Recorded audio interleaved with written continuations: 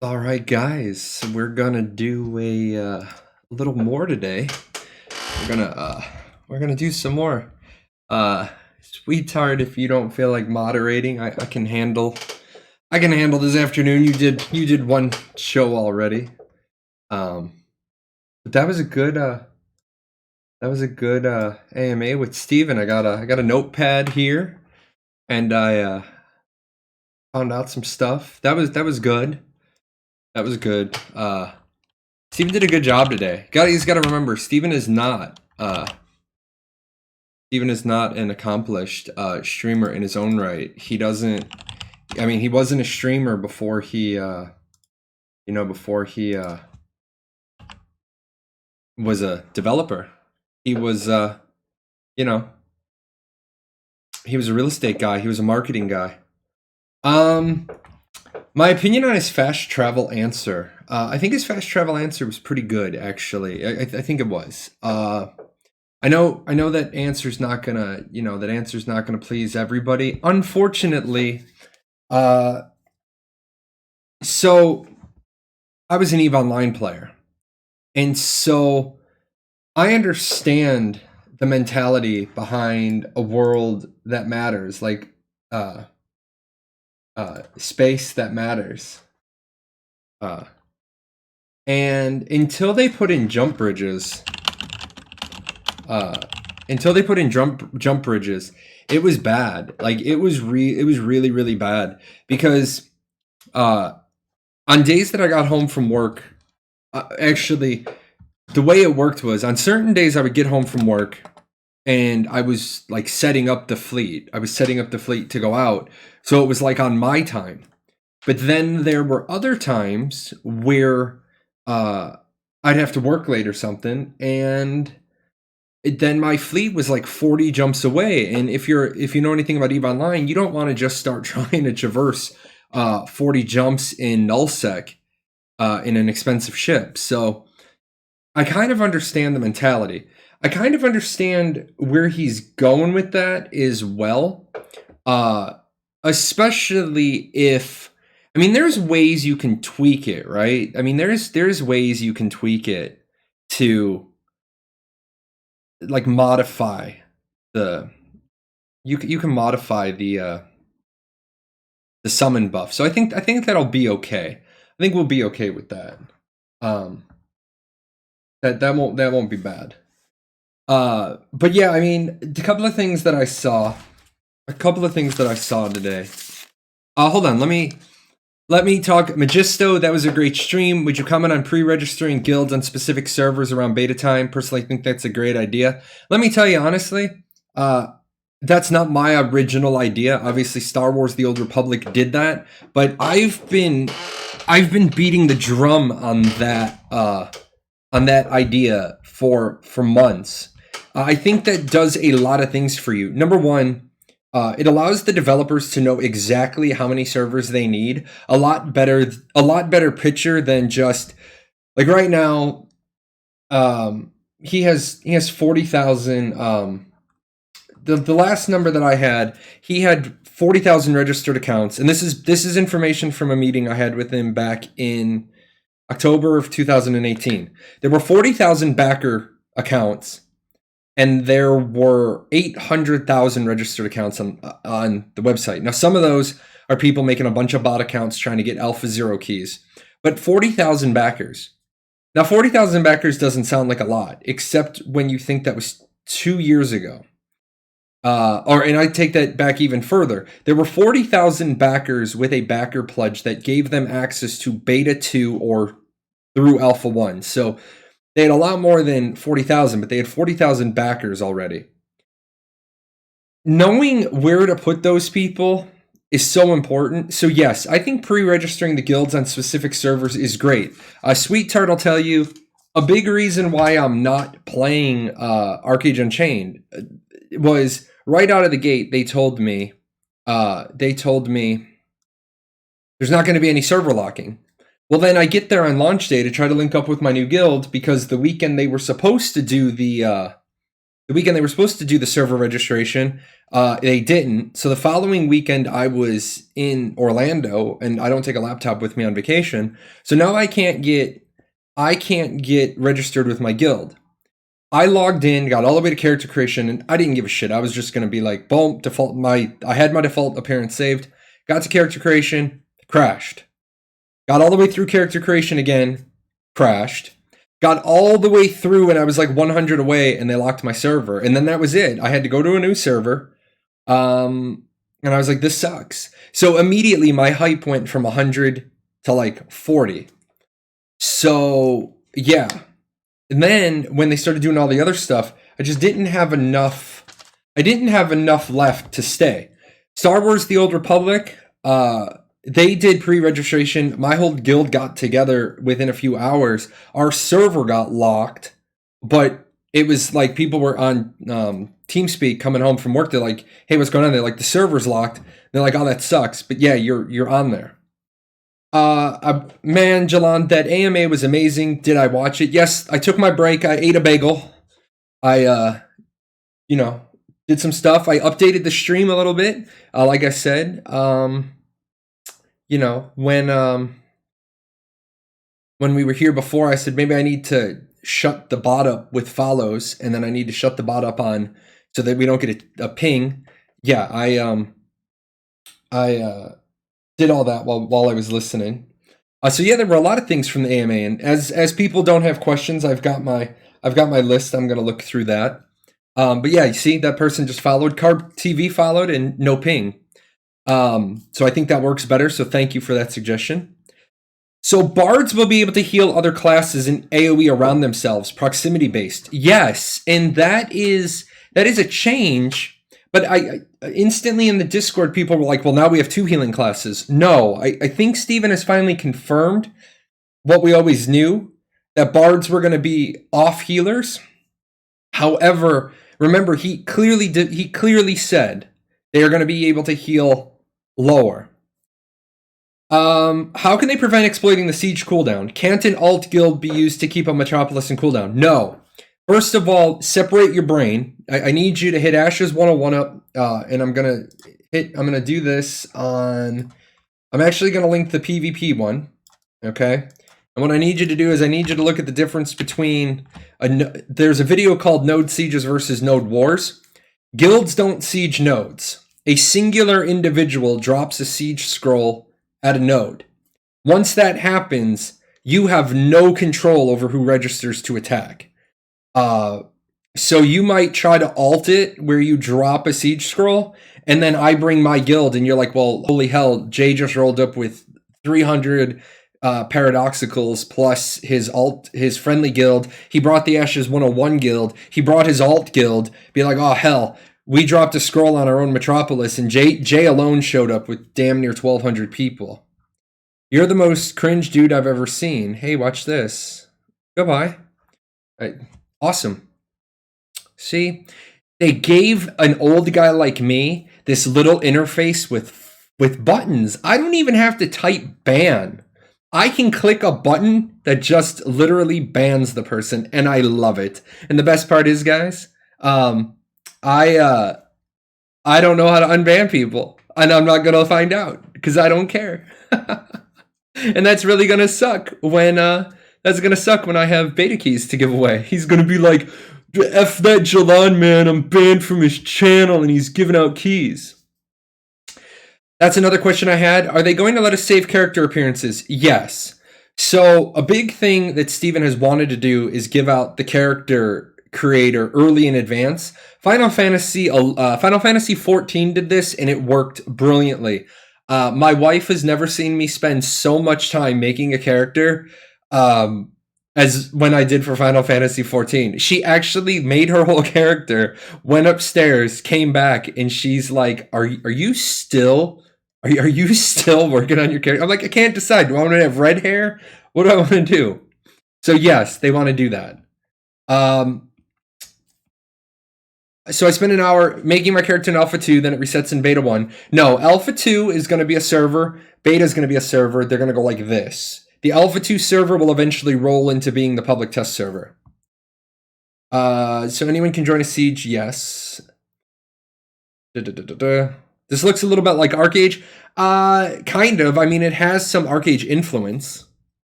What the hell was that? Who says shit like that? Trolls. I'm faster than you both. Sweetheart knows how to unban. Okay, good. So if I ever accidentally ban somebody, how can people have that feeling? Shit, when I see your stream on, I stop and watch. That's okay, man. Here's the thing: as I get bigger, as I grow, I'm going to have more haters, and that's okay. That's okay.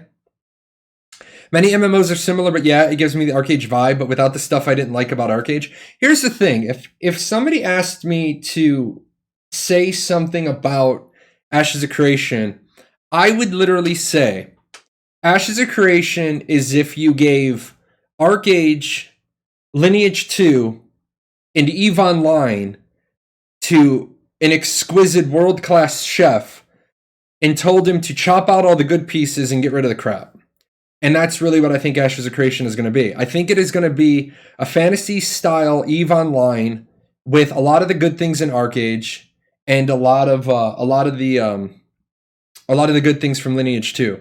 Oh, by the way, guys, we are now safe. I can effectively run the stream because I have the 9-ball and the 8-ball. The 9-ball was hiding. It was hiding behind my snow globe, and I just couldn't see it. I love this. I love the fact that there's that pinging's not happening. That's very good. Very, very good. Also, guys, I want you to let me know. I'm gonna add. I just turned my compressor on. Let me know if the echoing is still there. I think I got it fixed. If the echoing comes back, let me know. And I will fix that.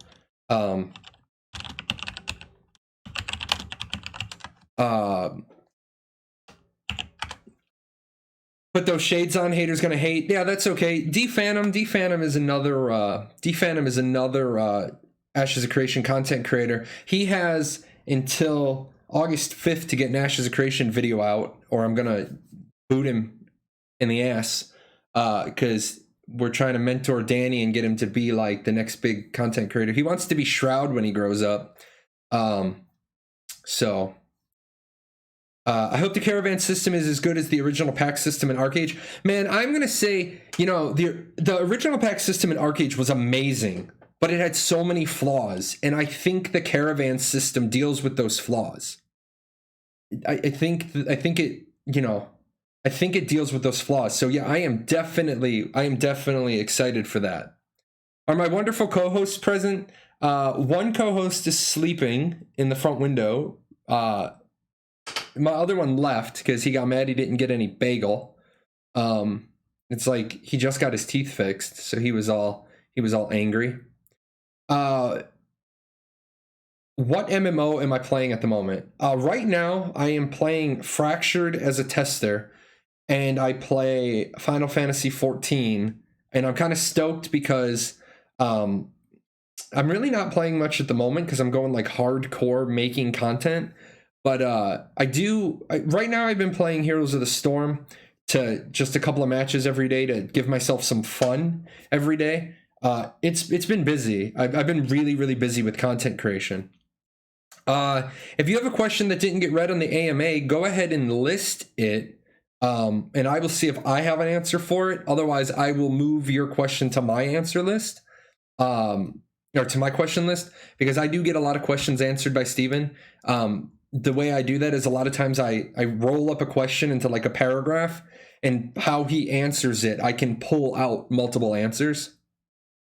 Shroud wants to be Shroud when he grows up. Shroud doesn't have to grow up, man. Shroud is a very shrewd businessman. His deal.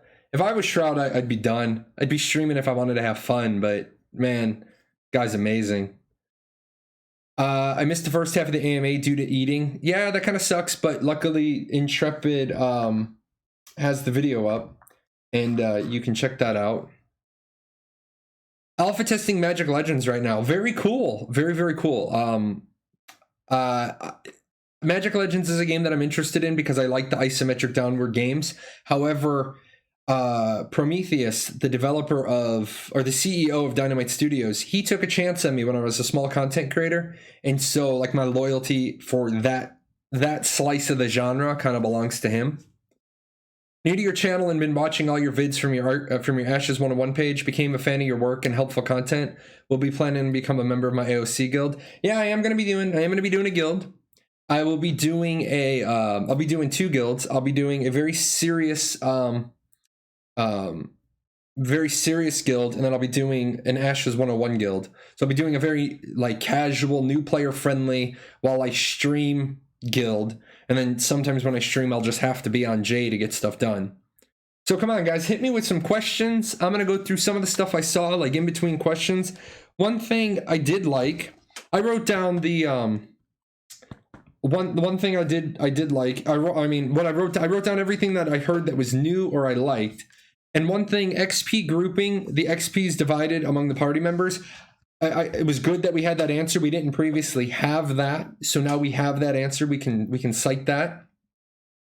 You heard Steven say that summoners can have tank, healer, and DPS pets. Do you know how the falconer pet will work? No, I do not. Summoners, I was actually surprised Steven said that. The way he did. Oh, look at that. What did we get? We got a donation. Embertech just keeps donating money. So the summoners are jacks of all trades. We don't know how summoners are going to work. And so Steven linked that. And that wasn't new for some of us.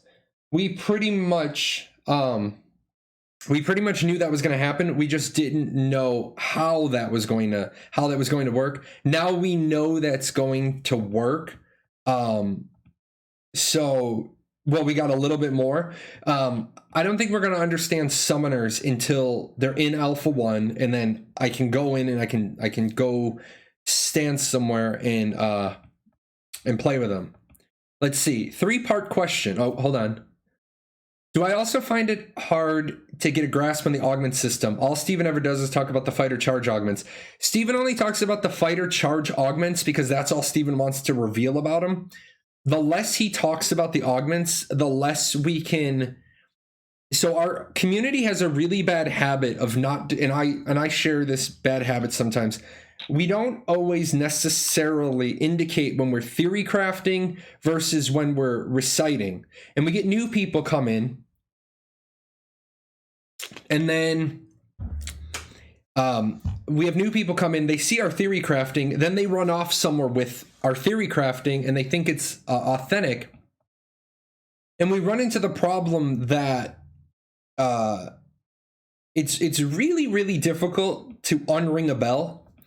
And so people run off with something they think is real and it's not. And then we spend like 2 or 3 weeks scrambling to unring that bell. Sorry, my wife is trying to coordinate something more than a bagel for me, but I'll just eat later. Good wife. 3-part question. How will the negative effects of corrupted players affect their performance in other PvP systems that they have auto-flagging like nodes, sieges, caravans, whatever? So here's the thing. You don't want to show up at a siege with... you don't want to show up at a siege being corrupted, because when you're going to die, you're going to lose 300 to 400% XP.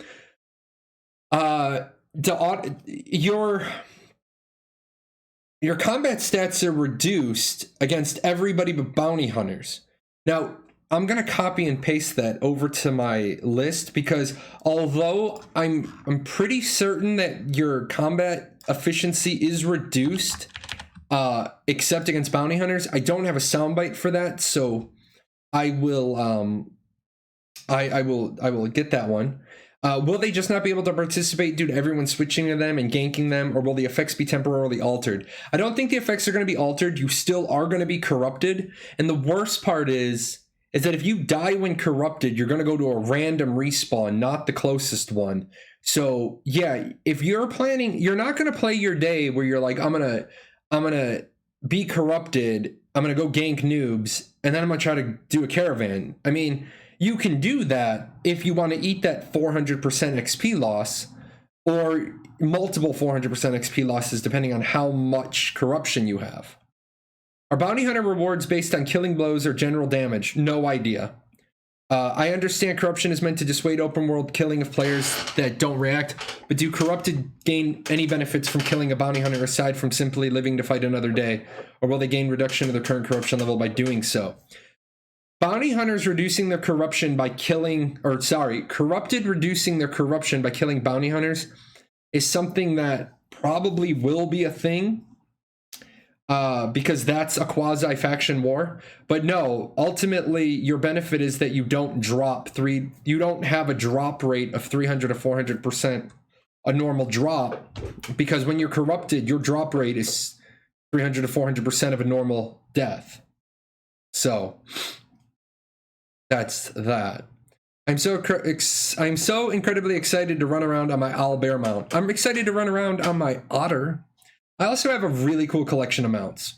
I have a really cool collection of mounts. Although, I said a while back that I wasn't going to be spending any more money on Ashes, and then Margaret.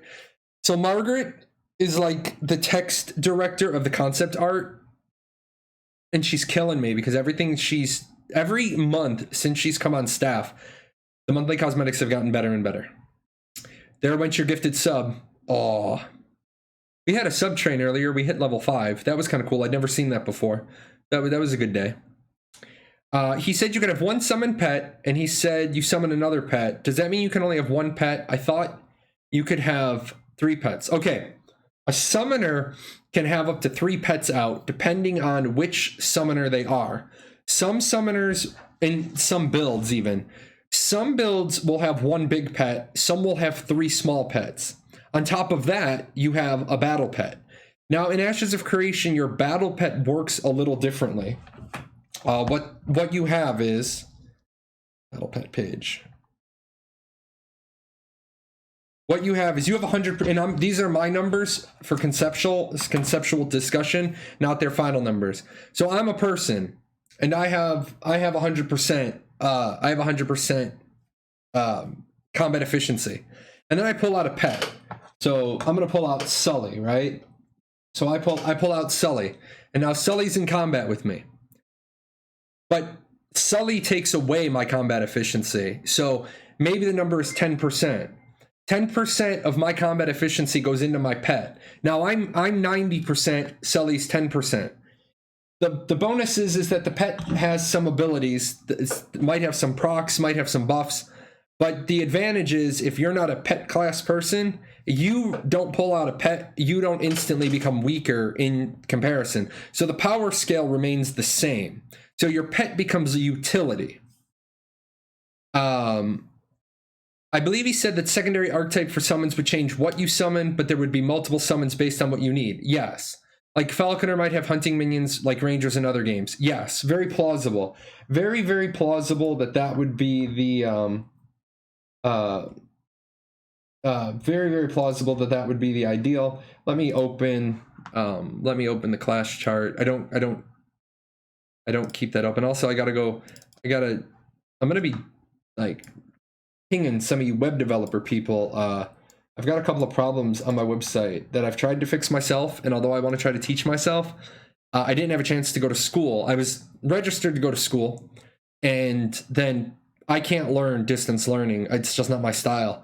I need a teacher that I can bother. So I didn't take my webpage design class this spring. There's some things I need to ask people about, like, this is what I'm trying to do. This is how I have it coded. What did I do wrong? Any idea how looting will be? I'm not a fan of ninja looting or people changing loot drops to party leader before killing a boss. Steven's not a fan of that either. I imagine that he's going to set it so that whatever the loot status is when you join the party is the loot status. A very simple solution would be if you just have it, if the party leader wants to change the loot, then people have to agree. The only problem with that is he could just kick you out of the party or the raid. Steven doesn't like ninja looters. So that's a big one. I forgot which game I played that had that. A game I've played did have that, where if like I had it need before greed, and then going into the final boss, I tried to change it to master looter or whatever, it would pop a message to everybody. Let's see. I saw the answer about the team having a process to stop feature creep, but can we get a little bit more information about it? Is the team prepared to drop features or implement after launch if it's dragging out development? Yes, they've already done that. One thing that they talked about after Kickstarter was battle maps.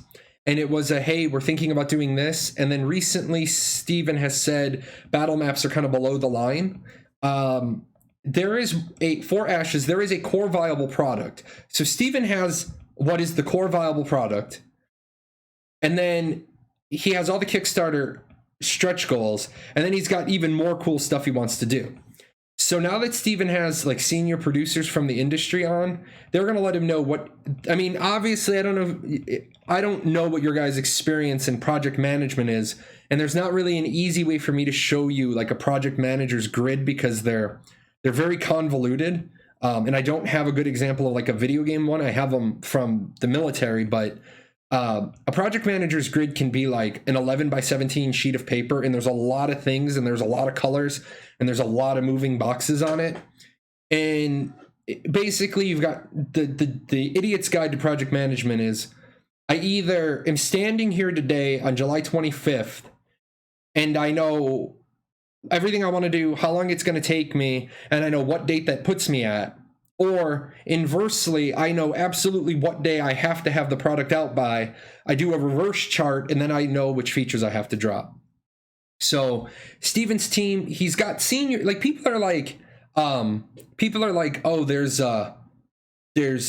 all rookies at Intrepid. I mean, no, that's not true. Intrepid has about 70 people on staff. They've got some names in the industry. Now, they're not sexy names because you usually don't know sexy names for programmers or coders or engineers. But, you know, they are solid names. The one I'm going to give you, because I'm not going to talk about anybody new I know at Intrepid. Intrepid made the decision to not list all of their staff, so I'm not going to tell you people. But I'm going to jump ahead. RS Blunden, yes, my referral code is the big gold icon down below. If anybody hasn't registered for Ashes yet, please consider clicking that gold icon that says Ashes of Creation. Make your account. It does help me out. I will get a kickback for your purchases. But anyway, Intrepid decided not to show their staff off anymore. So I'm not going to talk about people I know that work there, but everybody knows Bacon. Michael Bacon is an environmental artist and a musician. He's been in the gaming industry for 20 years, goes all the way back to Duke Nukem. So yeah, you can't be like your environmental artists are rookies. Be like, but Bacon. Thanks for the input. Thank you for the subscription. Corrupted Enjoy Killing. We don't know anything about auto loot pets. I don't think there's going to be auto loot pets, but there may. As long as everybody can get them, I don't see there as a big deal.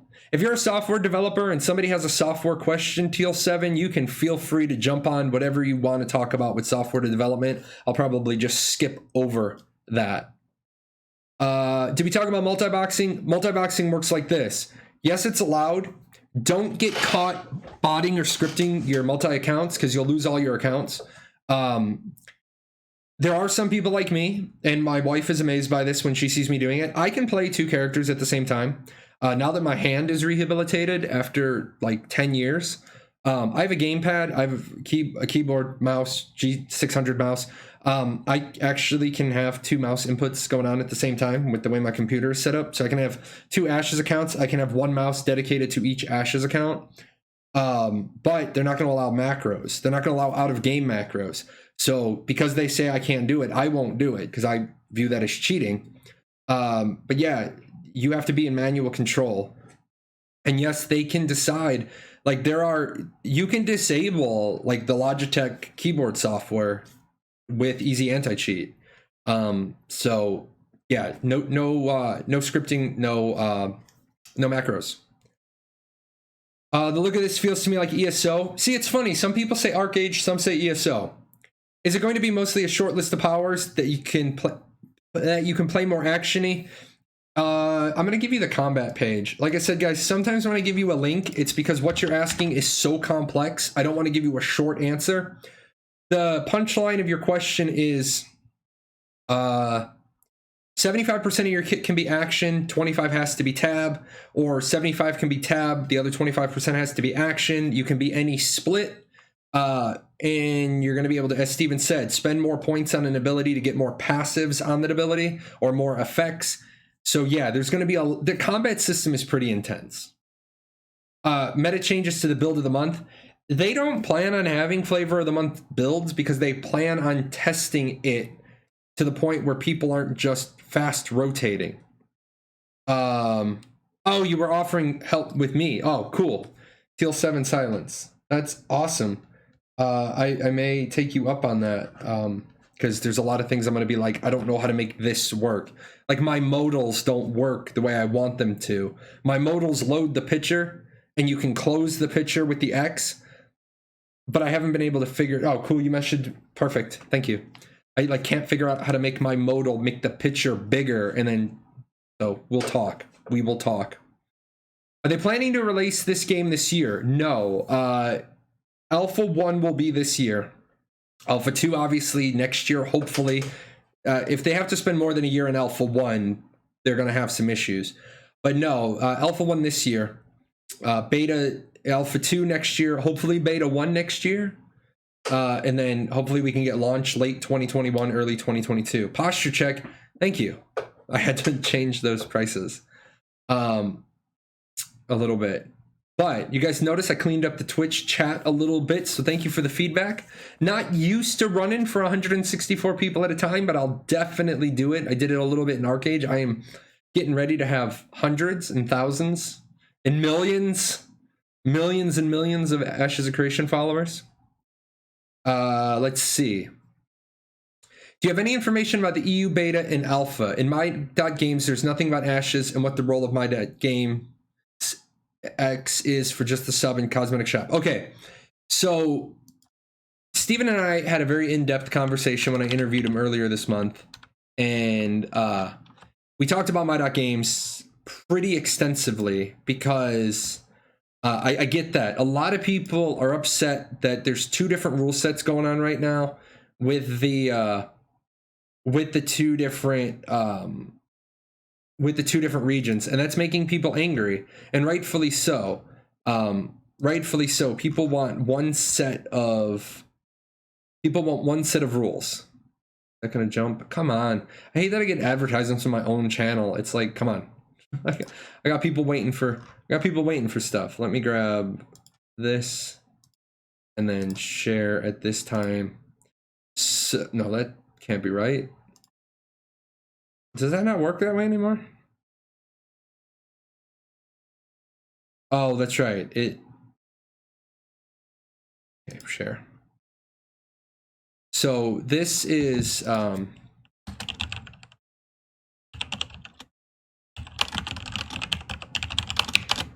that is the link that Steven's going to talk my.games. There's my hydrate.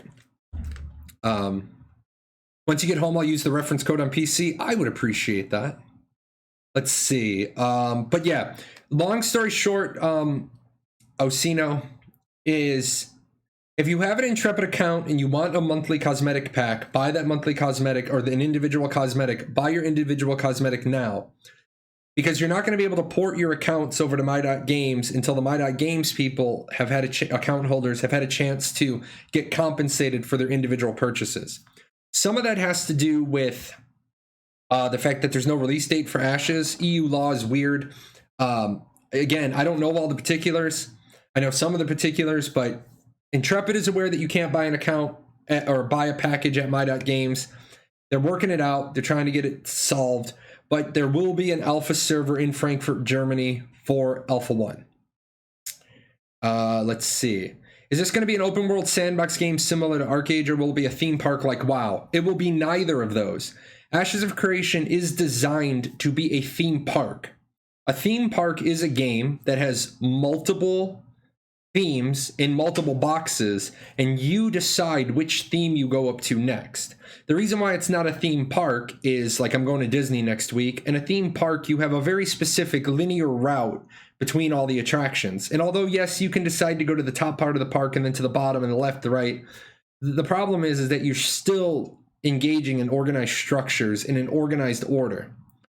A sandbox, on the other hand, should have no rules and no constrictions. So Ashes, if they tried to say Ashes of Creation was a sandbox, I would argue with them because no, it's not a sandbox. I can't build a town anywhere I want. The towns are at preset locations. I can't decide how to, if I'm in a divine node, I can't make it a military node. So that moves it away from sandbox. So Steven calls it a theme box or a sand park.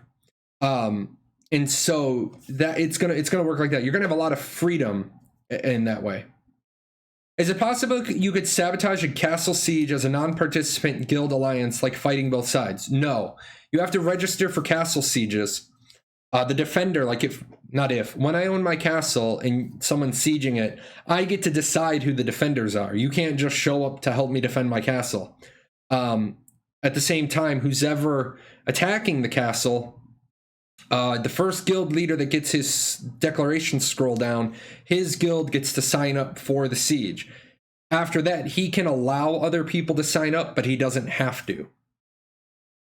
How much info do you have currently on making money resources in the game? I know it's still early. I have a lot of information on how money is made and how resources work, but you're going to have to give me a better question. How many characters will you be able to make per account? A comfortable amount. 8 is probably likely, but that's just our guess. Steven has multiple times said a comfortable amount.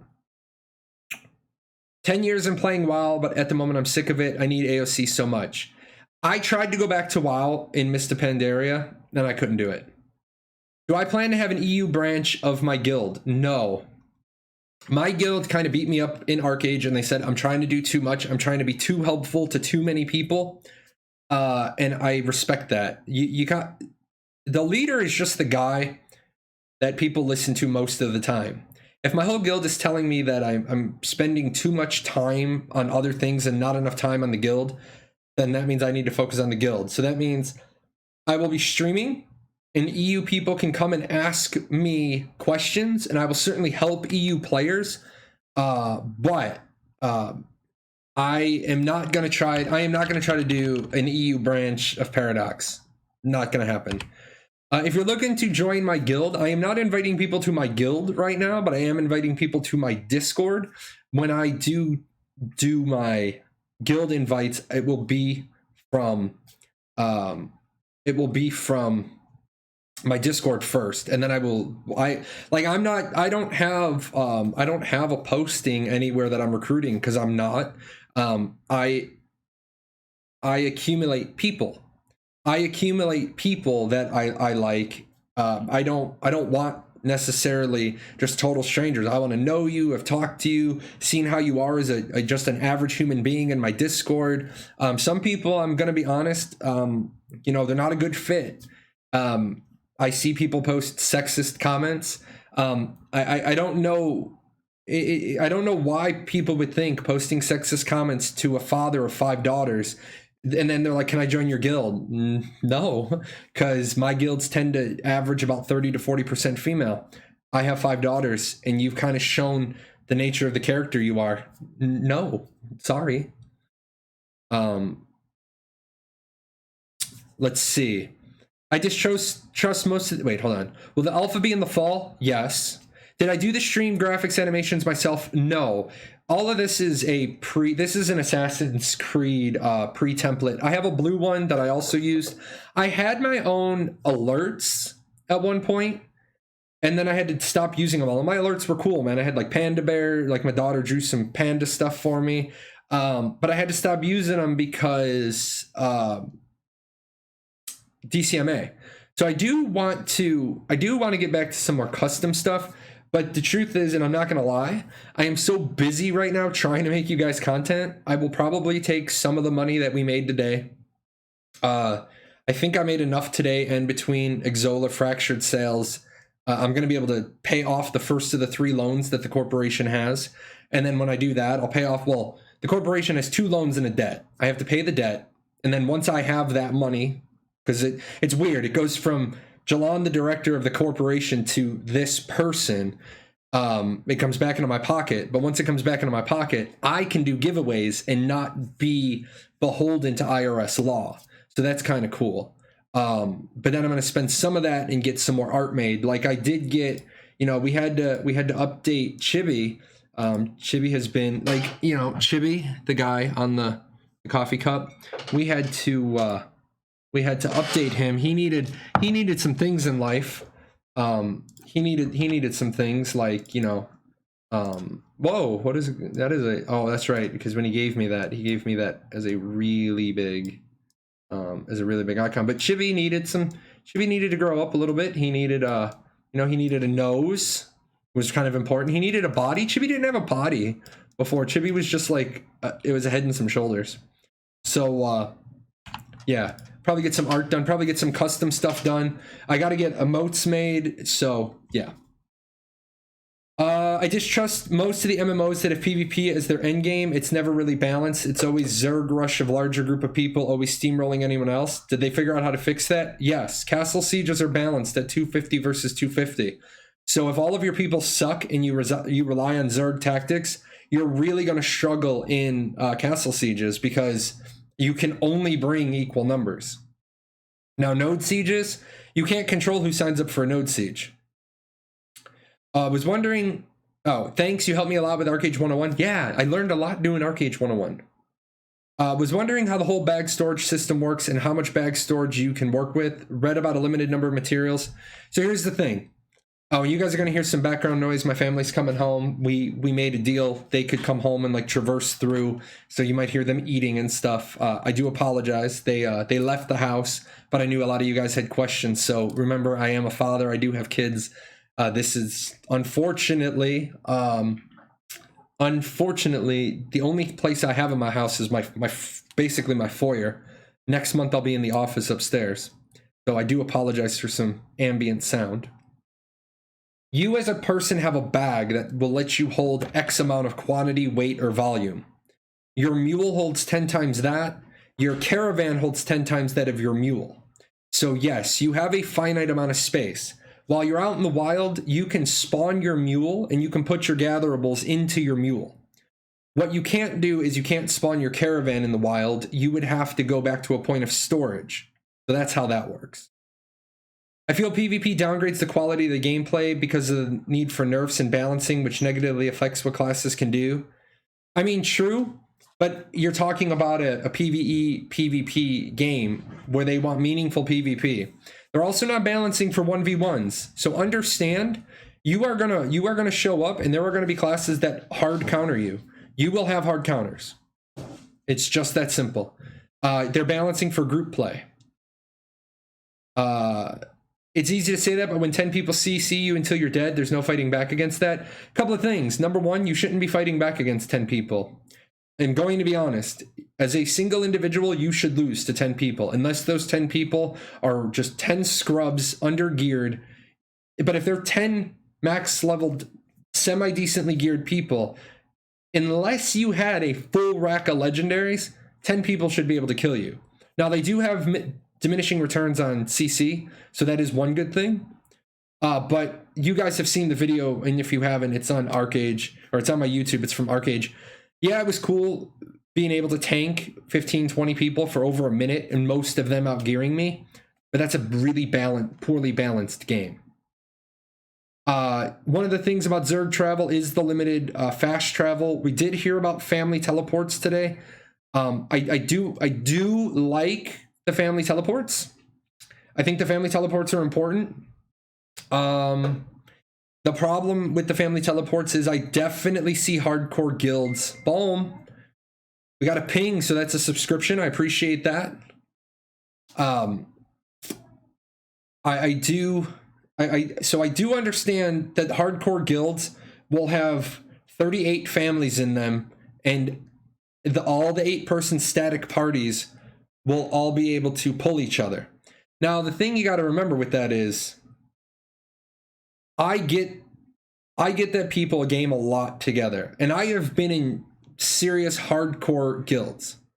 However, I have never, other than in the game Revelation Online, it wasn't even every day, but we had our nights that we would do X, Y, and Z. But Revelation Online was the only game that I ever did all of my dungeon content all the time with the same 4 other people religiously, day in and day out. It was the only game I've ever had that. So sure, I have my family of, so say you've, hold on, let me do the math. Let me do the math here. So 300 people divided by 8. So you have 38 families, right? And you have 38 families, and your squad leader is the head of your family. And first of all, your squad leader has to manually travel. So that's the first thing. The squad leader has to manually travel to wherever you want to go. So to bring your whole raid with you, you're talking about having a situation where 38 squad leaders can all get together and move at the same time. That's not very likely. Number 2, you're talking about the family teleport abuse that would require you to have 38 squad leaders that all move to a destination, and all 300 people are all playing all the time without fail. Like, what good is your squad if you guys travel halfway across the map? Which one's the map? When's the map? Did I not keep the map up? That was weird. That shouldn't have happened. Oh, was it? Okay, so you're talking about, you gotta have 38 squad leaders travel across the map. All of them, all the squad leaders being online, all of the people being online. Okay, and even if they do that, y'all gotta walk back home. So if I'm starting to, unfortunately, I have to work on getting a mouse over, but we're gonna focus in this upper left-hand corner where this gray mountain, where the gray mountain meets the sand, and we're gonna just pretend we're going straight south to those forests, those jungles. 38 people have to spend 2 hours traversing south, and then for me to chain port all of my guild down there. Well, you know they're not going to do that. You know they're going to leave one person in their family behind so they can get chain pulled home. So I don't think the family teleport is going to be as bad as people are freaking out about. Let's see. Yeah, we faced off against large groups in Arcade and we held our own. Communication is more than just numbers. I mean, that's absolutely true. Slayers, when I was in Slayers on Selphira, it was like 50 people in one raid and like 25 in another, fighting like 400 people. You can have a Zerg, but if they're a crappy Zerg, the only reason why you die isn't because they're better than you. It's just that you run out of mana. I just can't kill any more people. I'm out of mana. It's rarely a 1v1 or 2v2 that happens. It's 100 dudes coming over the mountain. You lag out loading, all that. Well, I mean, again, if you died 100 people, you should die to 100 people. I'm not even, like, there is no argument in the world where I'm going to say you should have a chance against 100 people. What's up, Void Spike? You can probably get ults into the enemy siege to sabotage it and idle the siege. Probably not. Like, probably not. Not good guilds. Not good guilds. I mean, I recommend looking up, and if you guys want, I will put up some EVE Online videos that they did that talks about like the butterfly effect and infiltration and subterfuge. I know a lot of you haven't played a game with that depth. So on my Discord, if you have questions like how does subterfuge really affect, I will do that, because I want you all to start. The whole point of Ashes 101 is for you all to start as on equal a playing field as I can create against all the people who have been doing this for 20 years. Still waiting for a Paradox contractor mug. Not employee. Yes, sweetheart, you are a contractor, and I am making new mugs. That's one of the reasons why I'm going to be outsourcing some stuff, make stuff look a little bit more professional. It's also why I'm going to be asking questions. I want to learn all the HTML stuff myself, but the truth is I'm wasting a lot of time. Like the other day I wasted probably 45 minutes trying to figure something out because I was too stubborn to ask anybody. I probably could have asked one of my friends and said, how do I do this? And they could have told me. Want to hire a guy from Canada that really wants to get out of the oil field? You'd be like number 50 in line. A bunch of people want to work for me. I have no idea why. Is there a disadvantage to using a mule? Yes. A mule is a big loot pinata. If your mule dies, pile of loot on the ground. Definitely gonna come back to the stream when it's not a raid night and bored. Cool. Love to see you. Started playing Albion. I would play Albion, but I didn't like how the developers sort of juked everybody during their founders thing. So, and they lied about instance housing, so that was a no-go for me. Are the developers happy with the movement of the characters? It looks so stiff. Yes, they still have animation passes to do. They still, I mean, they still have a lot of work to do. But I want you guys to keep this in mind. And I know it's scary when you see a game and the movement looks stiff. But it is a lot harder to get the movement going, like getting it, than it is to finish up the last piece to make it look good. And so people know where that comes from. I was going to start my degree in game design just to have it, but I realized that's probably a waste of my time because I'm never going to go do it. I'm never going to go do game design. But I wanted to know like the process. But I think I got a crash course in enough. And talking to Scribble over at Ninja Loot Games and talking to my buddy Doc Greenspoon, like there's game developers I ask questions to, and I'll be like, hey, a developer just told me this. I'll be like, fact or shit. And they'll be like, no. Like sometimes it's like people think I'm a chump and I don't understand marketing, and they forget that I retired the first time from marketing. They're like, this is how good marketing works. And I'm like, no, it's really not. But thanks for like, why don't you tell me where you're a marketing director?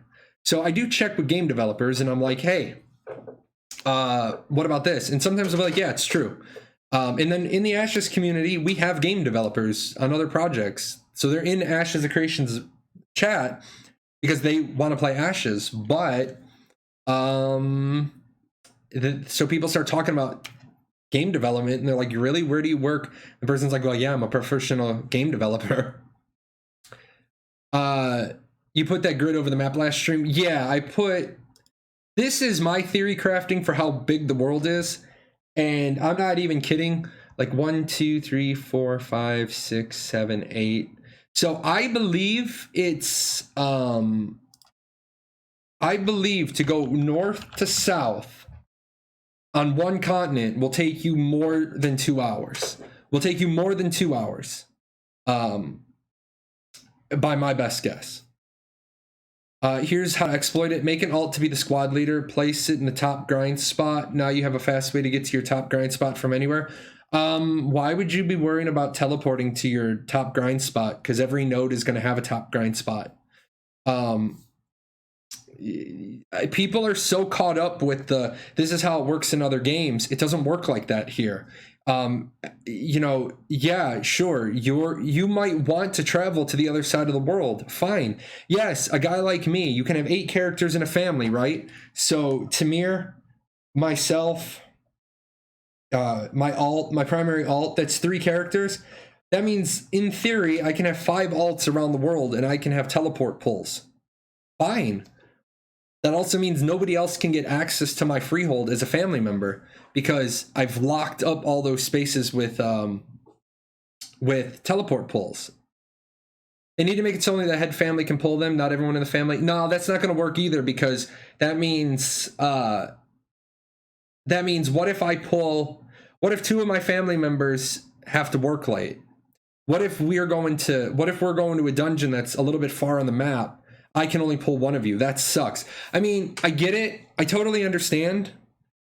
The other thing you're going to have to realize is one of the things they may introduce later on down the road is family wars, family feuds, like the Hatfields and the McCoys. So yeah, it's cool that you filled your family with a bunch of alts to pull yourself around the map. But what are you going to do when like a neighbor family wars you? And you're always fighting 8 people. You're going to leave your family and you're going to get some actual family people. So I think hearing what Steven said about the teleports definitely makes me think that the family pulls are going to be a more likely thing. What classes am I excited for? Anything but fighter and rogue. My reaction time has gotten slower since I'm getting older, so I don't think I'm going to be able to juke with fighter and rogue. But Some people want me to tank. Some people want me to heal. Sweet Tart's probably going to be my bard, or I will probably have 2 bards. So you can be a dirty bastard like an Eve. Yes. I want to be a one-man army. I never understood that concept. I have never either. It's a team game. You should need an army to fight people. Yes. Yes, you should.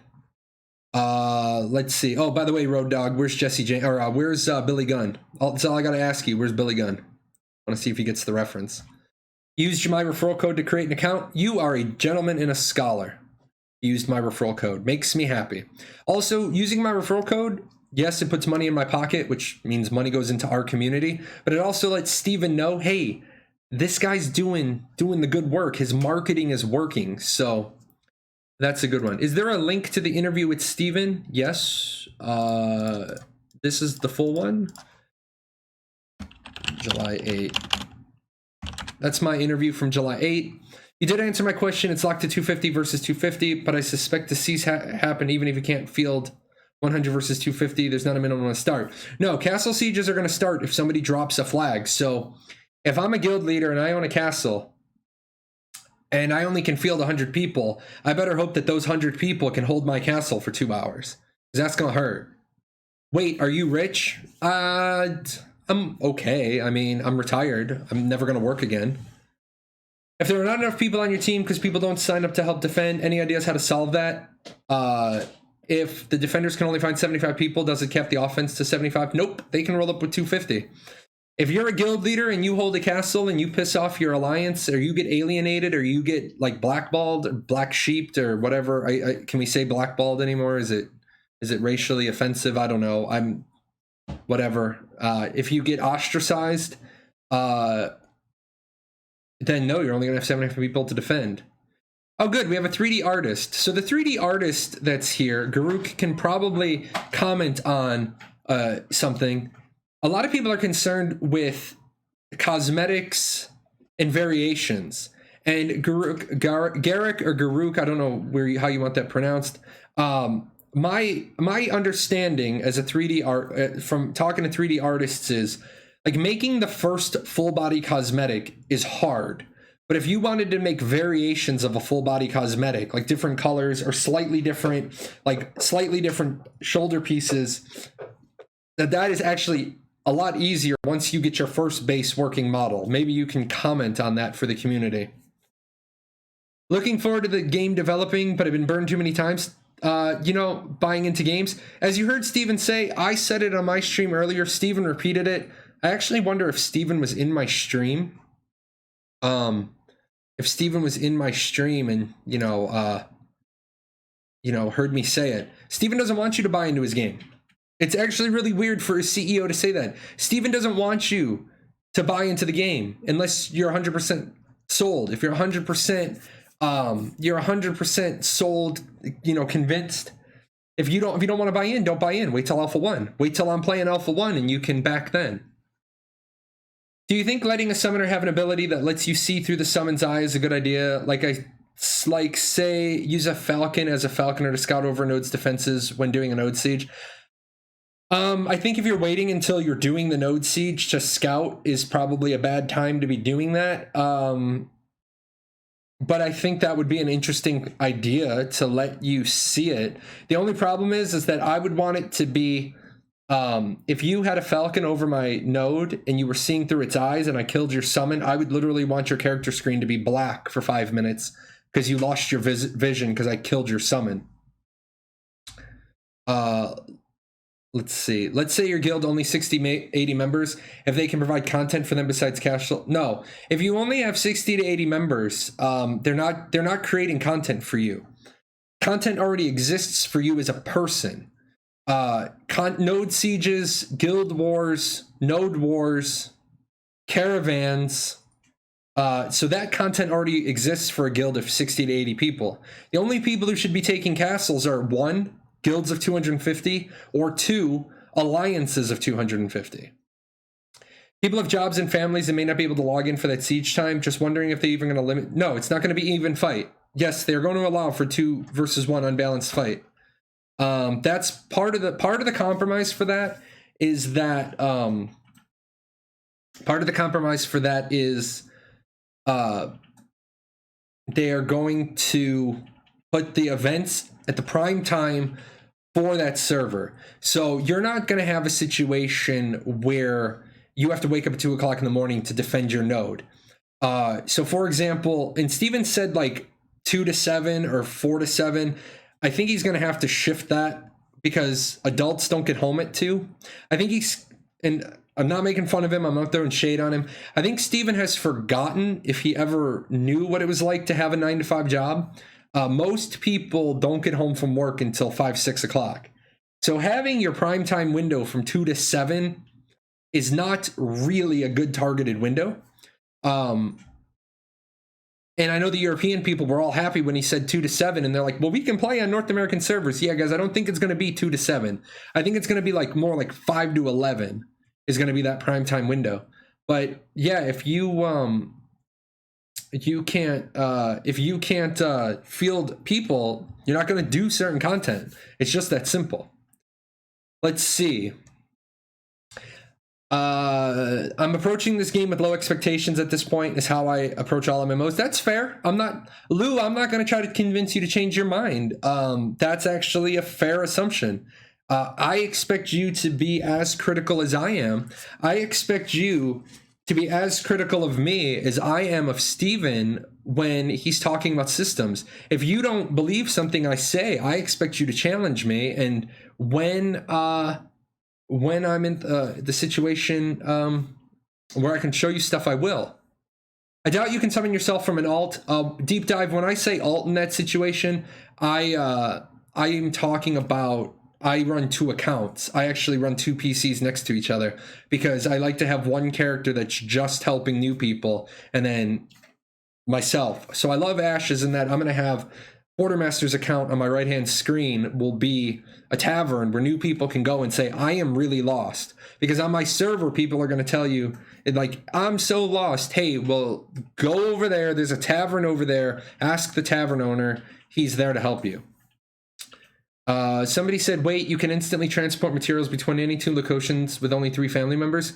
Yeah, no, there's going to be a cooldown between, like, I summon you to my location, the other guy can summon you back. Congratulations, you moved 1/100th of what a caravan can move.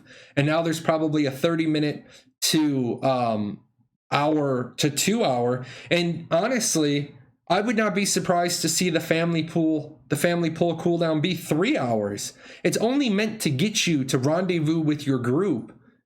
So I could see them putting the family pull on a 3-hour cooldown because I only need to pull you once a night, once a play session for you to link up with us. Again, I'm just asking how they're going to handle it. Sounds like you're saying they're going to handle it. Deal with it. Yes, that's exactly what I'm saying. They are not going. This is Ashes of Creation is not everybody gets a participation trophy. If you own a castle, how did you get it? If you own a castle and you took it with 50 people from the NPCs, great. I'm coming to take it with 250 people. You can contact me in advance. You can tell me it's not fair. You can say that half your guild lost power on a Haitian island due to a hurricane. And I'm going to say, that sucks, as I channel your flag. I mean, it's a PvP game. It's a PvP game. You got to be able to field the numbers. Now, I'm not going to, I'm not even going to lie. I'm not going to lie to you. I'm not going to try to, no. If I come to take your world boss and there's 40 of you and there's 250 of us, I'm going to designate 5 parties to flag and just go kill you. And then I'm going to designate, 4 or 5 parties to just make sure you don't get near us. And then I'm going to kill the boss with the other 15 parties. So I'm not going to lie to you. It's a tangible, meaningful objective. I'm going to take it. If I have the means to take it from you, I'm going to take it from you. The only thing I probably will not do, what I will tell you, and I appreciate that sub, Dr. Rose, that appreciate all those. What I will tell you is that if my group rolls up on your caravan and we jack your caravan and it was your life savings, like everything you owned, I will probably contact you when I go back to the point of origin, depending on what I'm seeing that I pull out of your wreckage. If it's pretty clear that you're not a strong end gamer, I will probably contact you and be like, hey, come pick up your stuff. But beyond that, if I know your guild is strong and I get 10,000 silver ore out of your caravan, you can send me as much hate mail as you want. I will take your hate mail. I will sustain my cauldron of hate with it. I will tell you to go complain to your guild leader and like why he either didn't teach you not to run a caravan without protection, or where was he and why didn't he protect you. If you have bad reaction time, what classes should you play? I don't know what to tell you now. Let me get into alpha. I'll tell you what works for me, being bad reaction time and a one-handed gamer, because this hand doesn't always work right, and then we'll talk about that. I feel like due to all these sieges, Archer is a viable option. This is not Arcage, folks. Let me tell you, Arcage in Alpha 0 was amazing. Was amazing. So what's stopping a guild from splitting themselves into family groups and just having the family leaders make the trek, meet up? Nothing's stopping them from doing that. But like I said, if you have a whole guild, right? You have a whole guild, you have 38 squad leaders that are going to go somewhere. Because you have to have one squad leader you have to have one member make the trip for every squad. So, I mean, like I said, if one person's not there, for every one person that can't make the initial trip, you can't pull 8 people out. And then your whole guild isn't always going to be on at the same time. So, and again, if it's completely broken, they'll fix it. They might also make it so that, you know, I mean, if they do it chain down, you can only pull as many people that are online. So I have confidence we'll test it, we'll find the problems, and we'll fix it. I was just doing this with New World a couple of weeks ago. The MMO genre is rough. Yes, it is. What did I do before I retired? I was in marketing when I was a teenager. I retired. I went to school because I was going to go to law school to just be a lawyer. I ended up becoming a teacher. I taught for a couple of years. Some terrorist assholes flew some planes into a building. I joined the military. Never looked back. Absolutely loved the military. Served for just under 15 years. My upper arm was shattered during surgery. The prognosis was I was never going to get full use of my arm that a military member needs. They retired me, and I am now 40 years old and retired. Will you be able to install add-ons? No. They're not providing the API to do add-ons, and they're not putting the hooks in to do DPS meters. And for all the people about DPS meters, guys, get ready to clip this when I'm done. Stop asking for DPS meters. Shut the hell up about DPS meters. Treat your DPS meter like it's goddamn Fight Club. Don't talk about DPS meters. Don't talk about DPS meters. The more you talk about DPS meters, the more you encourage the engineering team, Jeff and Steven, to specifically screw with DPS meters. They're going to exist. Don't admit to using them. Don't kick people out of your party and say, haha, scrub, your DPS is too low, because the only way you would know that is if you're running a DPS meter. Shut the hell up about them. Just shut up. You're not going to get them officially, so just shut up. That's all I have to say about that. I think he only wants you to buy in to support the vision and development, not buy in as a game until you feel it's ready. Absolutely. Steven doesn't need you to buy into Ashes of Creation. I don't need you to buy into Ashes of Creation. Okay? I'd like you to, but if you're not ready to, sign up with my referral code, buy in when you're ready. Wait until I'm in Alpha 1. Come back when I'm streaming during Alpha 1 and say, oh, hey dude, I see your stream schedule this week. When you're doing clerics, like I'm gonna have a channel on my Discord for every class on a cooldown. There's not gonna be any discussions in there, like no chat back and forth, but ask your cleric questions, ask your rogue questions. I'm gonna get to everybody. I'm gonna get to all of the classes. Let's see. At the end of the day, it's still up to guild leadership to get their guild to a point where they can do the content. Yes, absolutely. It's not up to the game to cater to small guilds. Absolutely. It is not up to the guild. It's not up to them to create a castle system for 50-person guilds. If you want to do castles, be a large guild or be allied with a guild. Like, you don't have to be a 250-person guild to do a castle. You might be a 70-person guild that allies with a 100-person guild that allies with another 100-person guild. and you rotate who the owner of the castle is. You know, there's ways to do it. There's ways to do it. 5 to 11, 6 to 10, 5 to 11, 6 to 12. I think 6 to 12 is a little. I think 6 to 12 is a little late. I think 5 to 11 works okay. I think 6 to 10 is obviously better.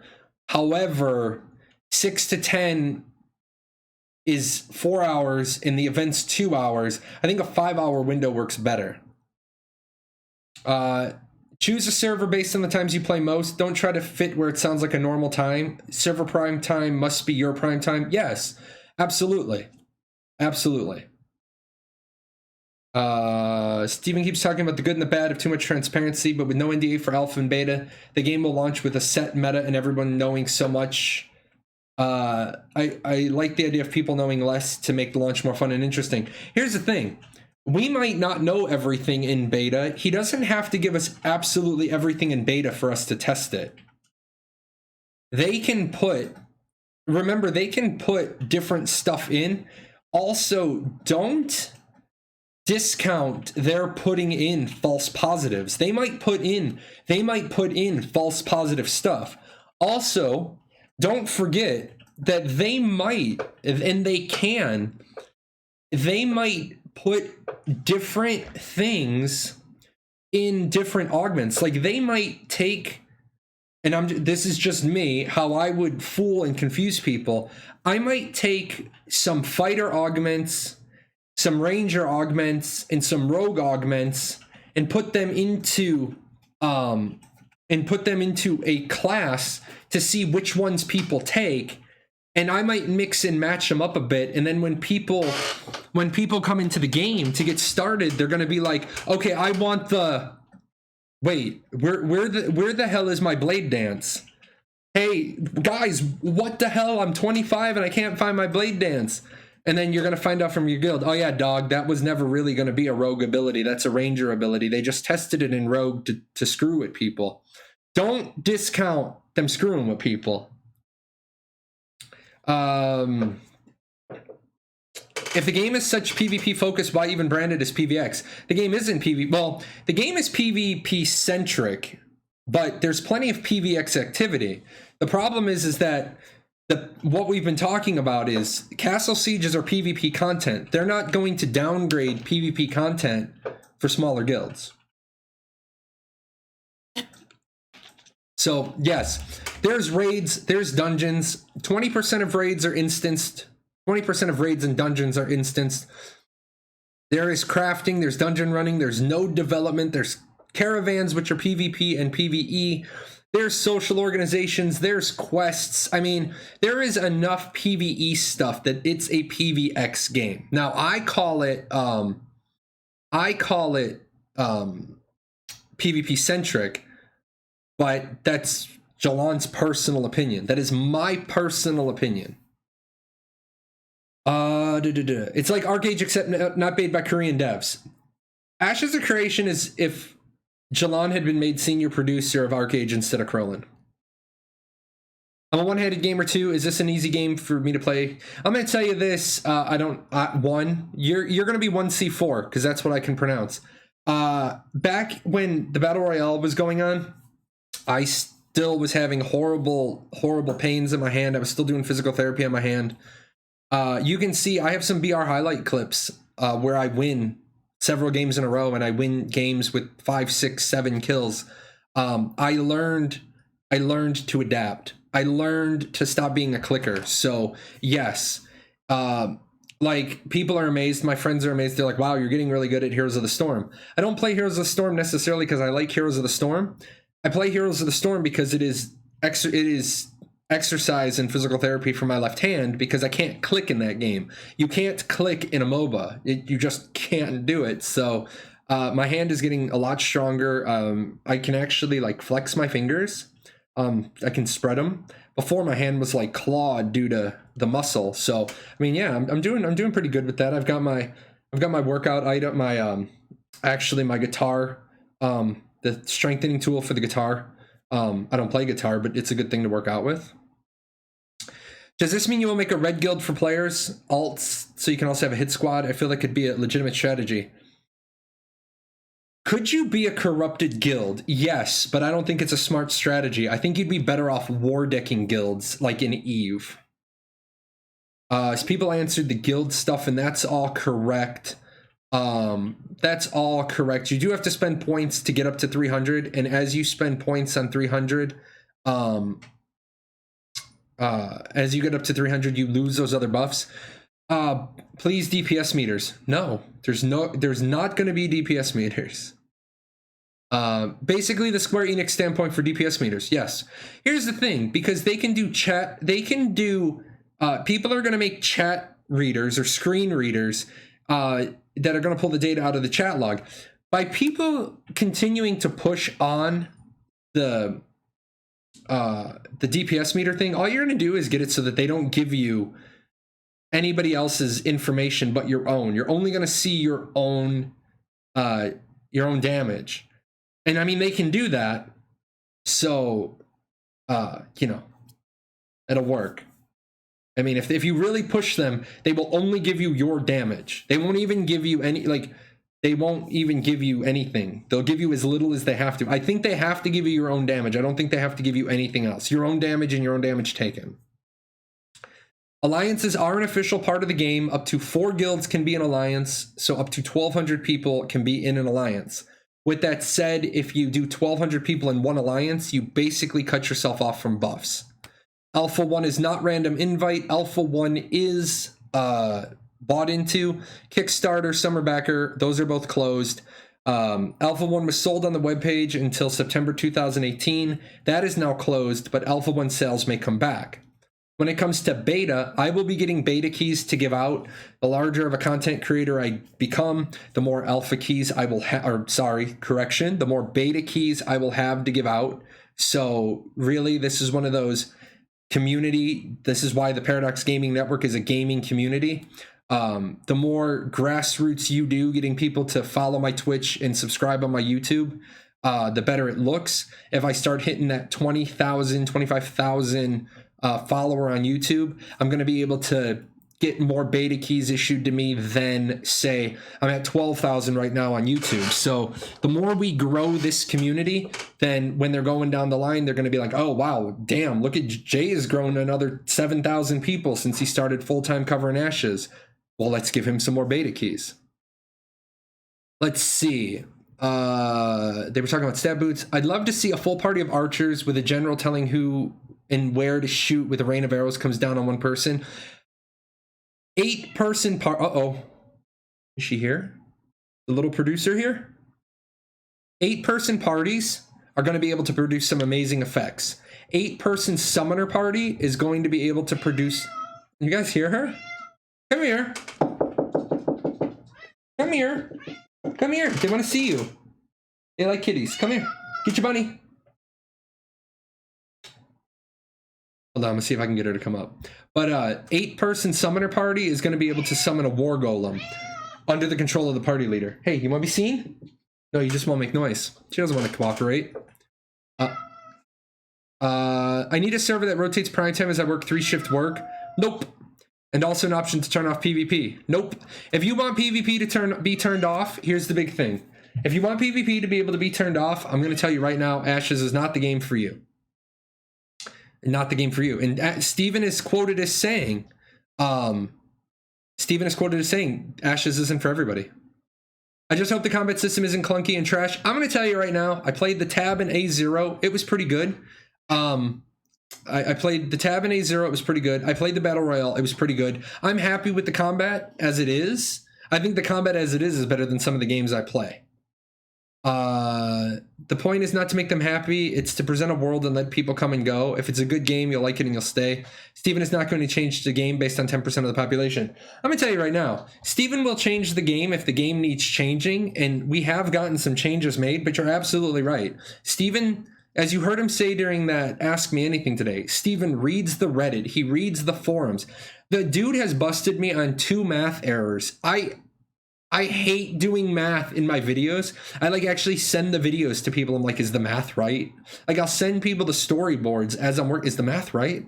I screwed up once on the value of the alpha packs, and once on I was working on something for Ashes, and I had converted kilometers into meters, and then we started talking about the map, and I said, yeah, the map is 480,000 square kilometers, and Steven was like, the fuck? How big did you make my game?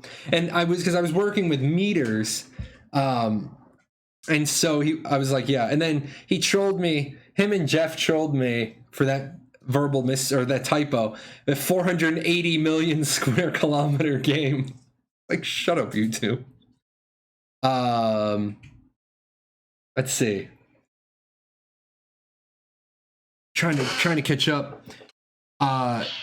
Okay, easy. I didn't run over your tail. Do I use foot pedals? No, I do not. I got pretty proficient at being a clicker, and now I now I'm rotating back to not being a clicker. I do. For a while I had permission. For a while in Gamiga, when Tryon owned Arcage, I had gotten it pre-cleared, like, to make sure they understood that I used macros as adaptations, and I actually talked to them. I said, this is how I run my macros, and they said that's fine. And then later on they came back and they said, nope, you can't use macros anymore. Oh, you know what, guys, I can, because I'm not trying to game, I can do that. See, I've got an uplift desk, so when I want to shift my position, I can, just a push of a button. If I was trying to game, it'd be difficult, but shh. They want to see you, but they don't want to hear you. If this game is as similar to other games such as Arcade and Lineage 2 as people say, what's the difference this time? What makes Ashes of Creation the MMO Jesus in the way that others have failed to do? Number one, there's no pay to win. The big thing in Ashes, or the big thing in Arcade, is if you knew how to generate gold in Arcade, then you could buy Apex, and if you could buy Apex, you could just pay to win yourself straight through. The other problem is you could just straight swipe to success in Arcade, and that just wasn't fair to people. So not having pay to win is the big one. I only said it because I think Asmo's stream, and it seems everything he says his chat follows, like they can't think for themselves. I don't know what that is in relation to. Oh, you can't make everyone happy in this game? Yeah, I mean, here's the thing. The pushback you're going to get from a community like Asmo's is like-minded people go to Asmo's stream. So, of course, like, if you come to my stream, you're going to get one sort of feeling from the people that gravitate towards me. Because I'm tolerant, I'm understanding, I'm compassionate towards Care Bears. I understand you got to have some PvE content. So my community tends to be people that understand that. My community is not full of a bunch of red ganking, I'm going to kill you 87 times because I think it's funny. Because those people just aren't entertained by listening to me talk about things the other way. So, yeah, what comes out of Asmo's community is probably pretty good, as it's like 40,000 people, but that doesn't necessarily mean that everything they say is the best. It's just you have to acknowledge they might be saying some good stuff. Like MMORPG, I posted my Bounty Hunter video over there, and that community is, number one, it's got a certain viewpoint towards Ashes. They tore up the bounty hunter system pretty well. I need to actually write that stuff up and send it into Steven, or he needs to see it in some way.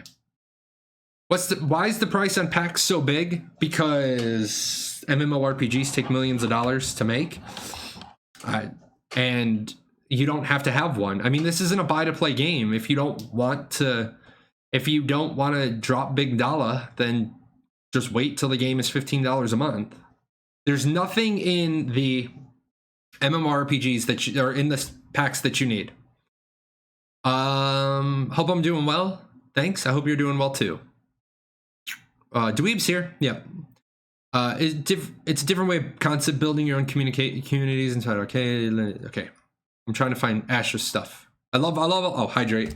I love all the side stuff. I'm trying to stay on point. Meow, kitty, kitty. I wonder if 1200 PvP is going to end up very zergy. Well, yeah. When you get to the 1200, when you get to the full, like, metro, you're going to, guys, let's just admit it. You're going to have some zerg and you're going to have some lag. We don't have quantum, PCs. We don't have holodecks. We don't have, data jacks in the back of our skull. There is going to be some lag. I did skip ahead, guys. If so you guys know, when I have this many people in chat, sometimes I scroll to catch up. If I miss your question, ask it again. I'm not going to get mad at you if you ask it again. I will miss people. Esports, no, they're not going to do esports. Not at this time. I mean, you might have some people trying to do like stuff via arena and tournaments and stuff. You can get additional stacked effects on your skills based on your god's faith. Yeah. That's one of those ones, guys, I told you on the earlier show.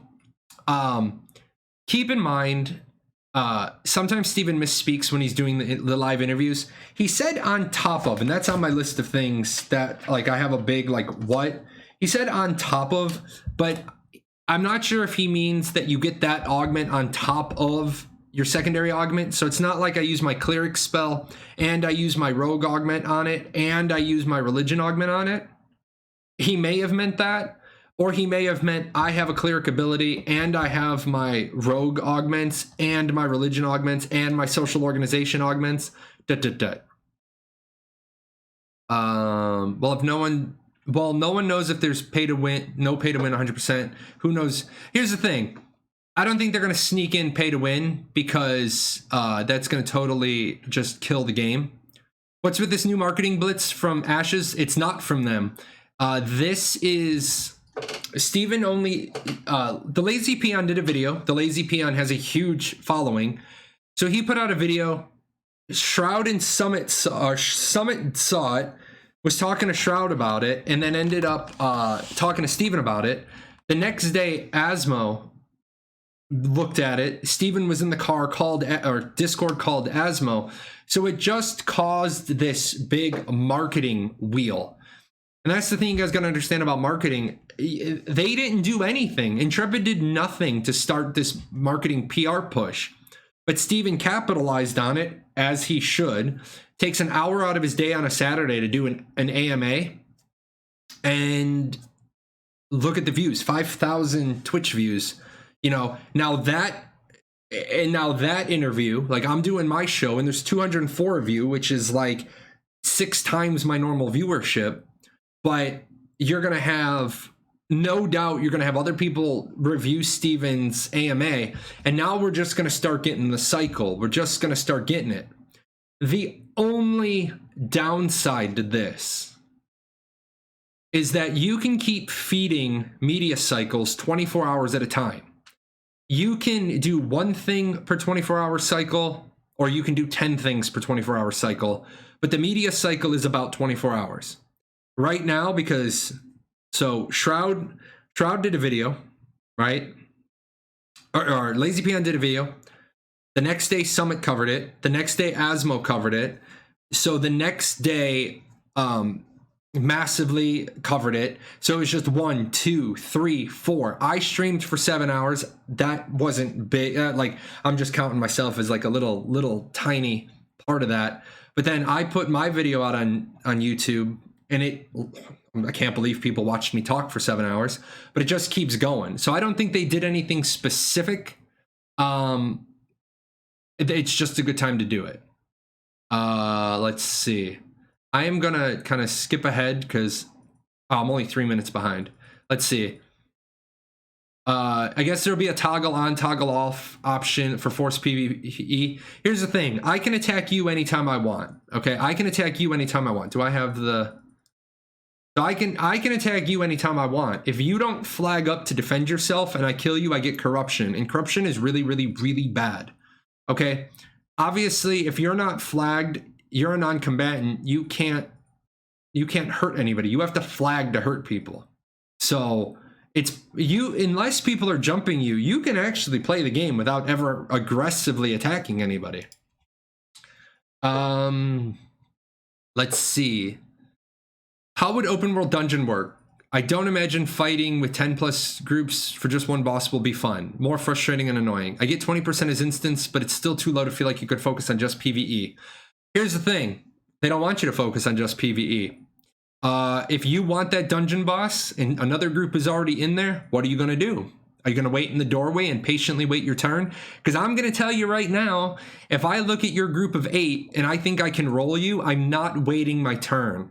I'm going to walk in front of you.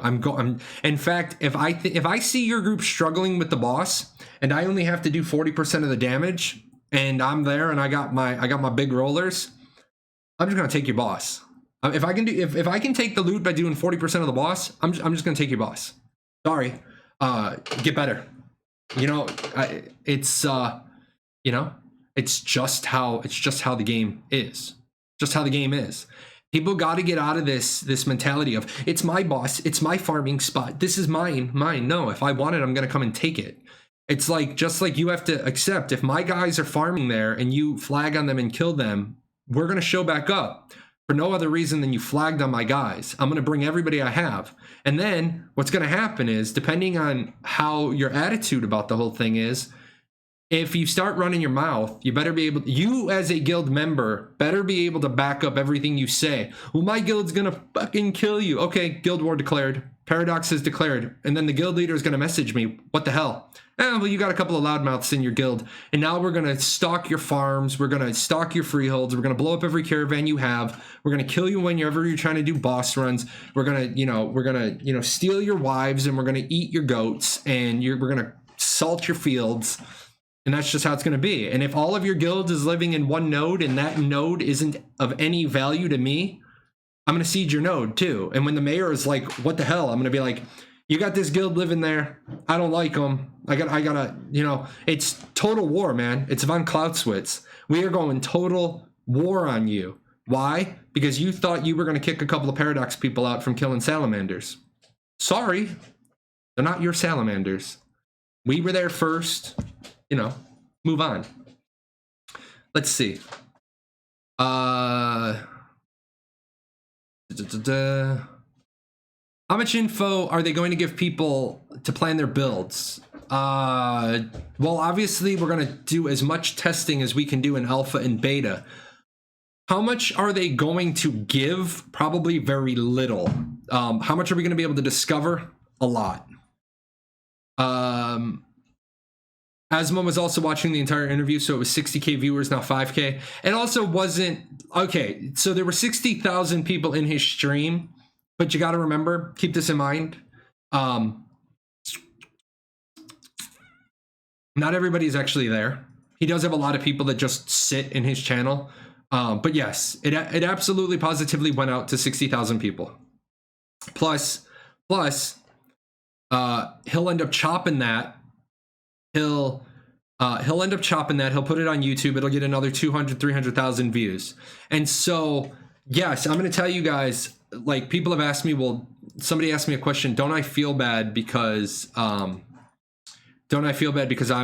not a big content creator? And no, because honestly, there was a content creator who threw a hissy fit that Asmo got a free Alpha 1 key. I'm stoked as shit the guy got a free Alpha 1 key. I've gotten 524 new subscribers recently because people are looking for information on Ashes of Creation, and that's all I have. I have a school worth. I'm not saying this. I'm saying this seriously. I have a college course worth of videos and reading done on Ashes of Creation. So it's awesome. So yeah, you guys are right. 60,000 people. We're good to go with that. You're still watching my 7-hour video. That's okay, because I got the 2-hour one from earlier. This 2-hour one, when I go to Disney next week, guys, I got a housing video for you. Some of you have already seen it because it's Easter egged. You can find it on my website. But then there won't be any content for me for 10 days. So I do apologize. There will be a 10-day lull. And it kind of sucks. I'm leaving like the newsroom right when right when it's like hot. But at the end of the day, I am a father, I'm a husband. So I will leave the headset here. I won't be checking my social media. I'm gonna go be me for like a 10-day vacation, and then I'll be back and I'll be re-energized, and we will just tear up Ash's content. I'm gonna be making 3 housing videos and 4 artisan videos right when I get back. Hold on one second, I gotta mute myself.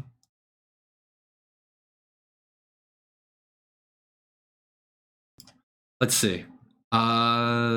Wouldn't it just create a meta where you wait for some group to lower the boss, spend their cooldowns and mana and such, and just go in and steal it?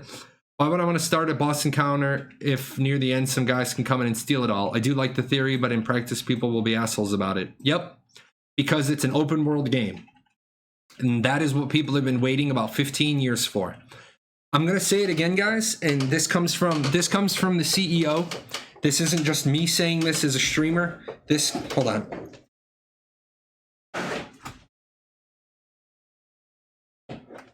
Gotta put the footstool there. The CEO has said this: Ashes isn't for everybody. He understands and acknowledges Ashes of Creation is not for everybody. He's not making a mainstream game. He's not beholden to a board of directors where they're gonna, like eke out, like WoW or Activision, where they're gonna try to squeeze every last penny out of the out of the machine. Steven wants to make a game that's good, and he wants to make the money that will come from making a good game. I'm worried that the Guild Wars system will circumvent the corruption system. I like to have a guild with friends, but then that opens up my guild to just get PK'd. Yes, it does. It does open that up. Here's, again, PvP-centric game. Lots of PvP content. Number one, be careful who you have in your guild. If you've got a loudmouth in your guild that likes to talk a lot of shit, probably a good time to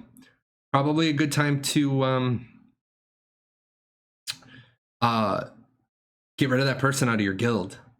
Like, this is definitely going to be a game where you have to, your mouth can't write checks that your ass can't cash. You got to be able to, you can talk the talk all day long, but you better be able to walk the walk. And that's just how this game is going to be. I just fear an elitist hell where people will go on a ton of, where people just go at tons of groups to gank people and just tell them to fuck off, get good. I mean, here's the thing. If you get killed by 10 people, don't ever feel that you need to, get good. You got killed by 10 people. If you're losing all of your 1v1s and you're losing all of your 1v1s versus everybody that you ever fight, then you got to get better. And you got to get better, and you got to get better, and you got to get better, and you got to get better. And how do you get better? You go in the arena. Well, and then you have to decide. I'm tired of getting killed. Well, are you so tired of getting killed that you're going to do something about it, or do you just want to complain about getting killed? My wife, when she started, my wife had never played MMOs when we started playing together. We played WoW together. We went to Final Fantasy. We played some Star Wars. And then we went to Arcade. My wife retired from the military, and she was at home. She got a person in our guild, spent like a couple hours a day teaching her to PvP. And then when my guild kind of fell apart, because my work schedule was just, I couldn't be around enough to keep my guild going, she went and joined a mercenary guild, out of all things. And all the people that ever shit-talked her, she just started planting. My wife was tired of being shit-talked and told to get good, so she went and got good. $15 a month is too much? No, it's not. Sorry, I disagree with you. $15 a month is not too much, because the average person wastes probably $100 a month on bullshit. Number one, if $15 is too much for, hold on, let's do the math. 30 times 6 times 60 divided by 15. Wait, that's not right. 30 times 6 times 60. Okay, 10,800 minutes. Okay, 10,800 minutes of gameplay a month on the average gamer, divided by 15.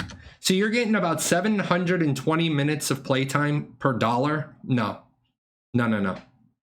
I can't even fathom a world where we have the argument that $15 a month for an MMORPG is too much. People spend, I mean, hell, what do I spend? If I go to the bar, I don't drink anymore. But if I went to the bar and I drank my drink, I would probably get 2 drinks for $15. It looks clunky. It does look a little clunky. They are still doing animation passes. They've got animation passes to do. Let's see. Do you think good questions got answered? Okay, all burrito. Dude, I kind of want a burrito. Do I think good questions got answered? No. Do I think appropriate questions got answered? Yes. Those of us that have been in the community for years and years and years, we already know all this stuff. But I will say, my tag team champion, Unknown, he pointed out there were some good twists on some stuff. I think Steven pulled the right mix of questions. He definitely pulled the right mix of questions. The regionalized server one was a really big one. He did talk about the family size members. He talked about the social organization ranks, which we needed. The character creator going out early was a good thing, because remember, today's interview was part information, part marketing. Talking about the fact that there's going to be 12 to 15 world raid bosses at launch, plus regional and dungeon bosses. He highlighted that food system. So yeah, I think, you know what? I would say the mix of questions he fielded was good. Let's see. I have to wait and see if it's for me because everything else sounds awesome. Yeah, that's gonna be the thing, man. That's gonna be the thing. You got to make sure you wait to see. Now, like I said, I'll be in Alpha 1. I should be in Alpha 1 before the NDA drops so I can start getting my content like prepped. And then as soon as the NDA drops, be ready to go. I will be in the office next month. So I'm going to be doing these a lot. These seem to be popular with people. I'll be doing 3 streams a week at a minimum, so I will be back to doing 3 streams. If my 3 streams a week turn out to be nothing but answers, Ashes 101s, I will do these as long as people have questions. Let's see. Yes, I'm reading the chat. I'm about 4 minutes backlogged. When do I think the Bravers of World will have access to the alpha? I would not say September. You have to remember a development cycle is like 2 weeks. So when they're ready to have the testers test, they'll have as many testing sessions as they need to do to get as much data as they need to do a testing or a development cycle. Then they'll be gone for there won't be any testing for 2 weeks on a development cycle. And then they'll bring back out the new build. The other thing, keep in mind, guys, and this is so important. I actually want to stop this and I want to go to this real quick because I want you guys to see this. You got to give Intrepid a little leeway. The United States, if you're not an American, the United States is being absolutely ravaged by this pandemic because Karen McNomask won't put her damn mask on. People are like ICUs all across the country are just full. Okay, so in San Diego, and I confirmed personally because I want to make sure I do everything else. I confirm so Intrepid gets beat up by me. San Diego County legally cannot send office workers to their office unless they perform essential tasks. They're literally like fines, you're just going to get sent home. You're going to get your building shut. So they can't actually go to the building to work. That's how bad the restrictions in San Diego are. I wanted to share that because a lot of people are like, well, why can't they just go into work? Well, because it can't. Like you can send like one guy into work, and that just doesn't work. Let's see. I'm gonna try to catch up here. I'm probably gonna skip some stuff. I'm skipping lines. I want to get caught up to the current minute. And the producer disagrees. If I miss your question, just ask it again. I won't get mad. The saving grace of the guild thing is the family system, so people can't just deck on my close friends because we want to have a group. Yeah, I mean, and the other thing is, if you're like an 8... There she is. Little noise box. Yeah, you are. The big thing is, if you're like an 8-person guild, you're probably not worth war decking. I'm gonna be honest. People aren't going to war deck an 8-person guild because there's a cost to it. and then you get ward decked by an 8-person guild. A 300-person guild ward decks you. So then they're in one war, and then all it takes is a bunch of little guilds to ward deck them and start making their life miserable.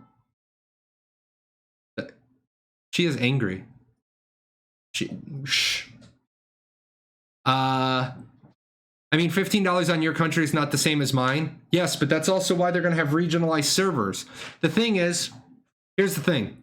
They're going to have a regionalized server for certain countries, but you are going to be region locked to those regional servers. So don't think you get to play on North America spending $6 a month. I mean, that's pretty cool of Intrepid to do, keeping in mind that Intrepid's not this huge company where they have like billions of dollars in past assets and income. So they're literally going to be like, oh, yes, you can have a you can have a regionalized server, but you're playing on that regionalized server. I'll need to train myself to PvP as a healer. I do want to see how healing works in large battles. If I cannot get an add-on to help me heal, well, start playing MMOs now that don't have add-ons. Does this mean I'm going to have to make choices to only heal 1 or 2 people I know, stick together, or should I get AoE spam HOTS to keep up other players? You should not be worried, okay? You should not be worried about the people outside of your 8-person party until your 8-person party is taken care of. You should be worried about your 8, like the way I heal. I worry about my 8-person party in PvP. I worry about my 8-person party. I worry about my initiator. I worry about my support. And then I look crossways. I look at the other healers up to their support, up to their initiators. So if every healer is doing their job, healers should be in TeamSpeak with a whisper to the other healers so they don't talk over the raid caller. But you bind a button for your whisper and you're like it'd be like Jay can't keep up, and then people hear Jay can't keep up, all the other healers instantly stop, look at my party. But generally you put your best healer, your best support with your main initiator. Sometimes you even stack 2 healers on it.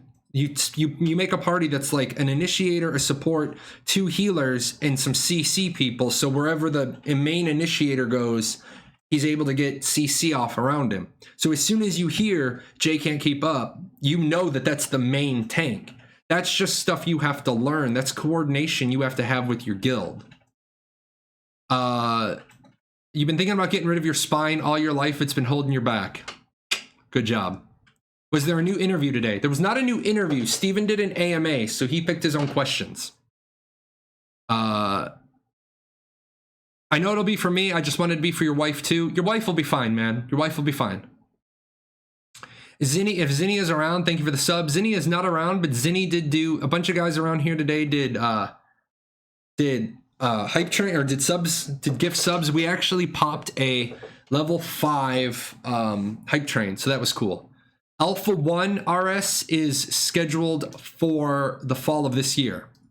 So I have a question, or rather a concern. Has there been any discussion about the potential ability for bounty hunters to use non-combatants to hunt down corrupted players to force them to drop gear? Number one, gear drop is based on a percentage chance depending on how corrupted you are. I have vocalized many times with Steven that this non-combatant being able to attack corrupted is bad. Non-combatant, the word non-combatant is in their damn description. I understand what his viewpoint is that non-combatants or that corrupted are seen as monsters, so the non-corrupted or the non-combatant, I'm going to start over. I understand that his perspective, that the corrupted are seen as monsters, so the non-combatants can attack them without flagging. I think it is broken. I think it is absolutely broken, and they need to address that. With that said, Steven has said he will address it. He just wants to test it as written. Will I be putting out a breakdown of the AMA? I had to work. No, I will not be putting out a breakdown of the AMA, most likely, only because I'm running out of time before I leave for my vacation. I may do a quick one. You guys have really helped me change how I do my content, and so yes, I may do a quick one. But if I don't have time to, Shaz did Shaz did a transcript of it. Stealth augment on the stealth skill. I don't think you get augments. I'm going to be honest. I don't think you get augments if you double down. So a cleric, I don't think they get any augments. They just get more potent. But with that said, we don't know enough about the augments for me to say that. Frost, I have no idea what you had to do, but if you had to time out somebody for 600 seconds and they were talking about someone's family, you could have banned them. You guys, so that you know, I have 2 moderators, Sweet Tart and Frostpaw. They're volunteers right now because I can't pay them. I don't make enough doing this. But my moderators are my real life friends. So if my moderator bans you, there's no, like, I'm not gonna unban you, like, absolutely not. So just keep that in mind. 99% of the people who come here, you're awesome. Well, not even 99.9% of the people who come here are awesome. If my moderators have to ban you, I will not unban you. I just simply will not. I don't know how to unban people. I don't know how to see the banned people on my channel. Don't try to tell me. I don't care. I'm not going to waste brain cells to figure it out. Maybe they can start to sell liquor from the studio so they can come to work. Yeah, you know, it's funny. Their bars are closed now too. So that's pretty rough. Will every group going into a dungeon require 1 tank, 1 cleric? I don't want to say they're going to require 1 cleric now based on what we heard about bards having some limited healing. You could come up with a really crazy build where you had a tank, cleric, everybody else sub-cleric, and a bard, and you might be able to all just self-sustain. But I think you're going to need a cleric. I really do. I really do believe you're going to need a cleric, and you're going to need a tank. Well, about sending people to work at the office, welcome to the rest of the world. The U.S. is one of the few countries not taking this seriously, and remote work is possible. I agree. I'm not going to disagree with you because I don't like to be wrong. Do we expect all the archetype abilities and augments by Alpha 1? No. What we will get in Alpha 1 is the 8 prime. Well, we will get the 8 archetypes, but we can only go to level 20, so we can't go to level 25, so we can't get classes.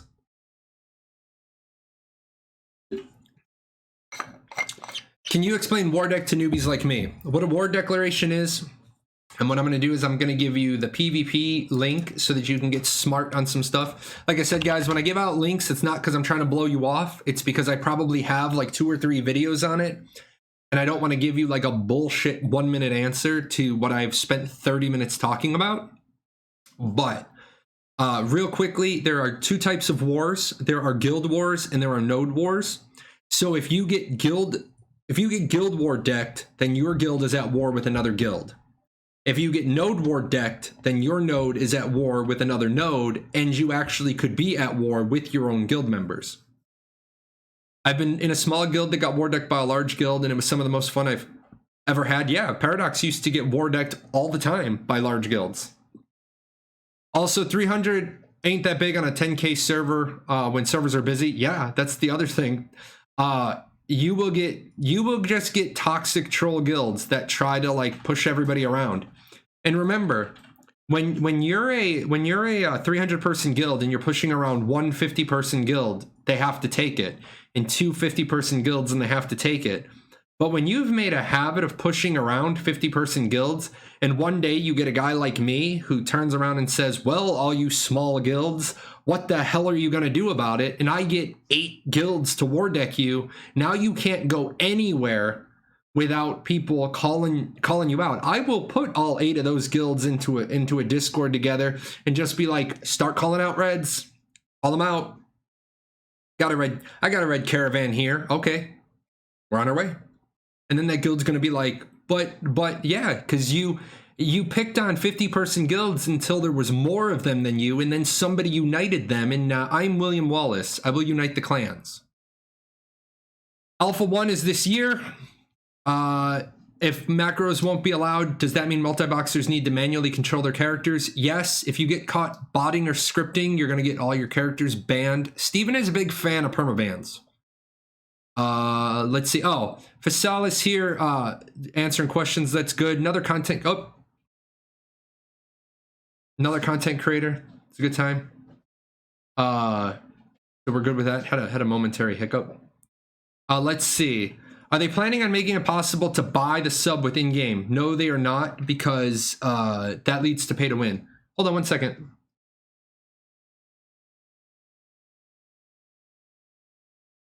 Let's see. I think the fact that combatants don't gain corruption is more than enough, and remove non-combatants from the equation. Yeah, I agree. I have a hard time thinking what some classes will look like. Yes, everybody does. Guys, I need a big favor from my community and anybody that is talking to people about Ashes. We really need to stop doing this. This class is going to look like this class from another game. Stop it. Stop it. Please, I beg you, stop it. That is a fine opinion, but the problem is I spend, no joke, probably 8 hours a day recently and 14 hours a day some days answering new people's questions. If you guys don't know this about educating somebody, it takes 3 times as long to unteach and reteach something than it does to just teach it right in the first place. If you're not 100% sure giving somebody a citation on their question, please, you can direct them to me.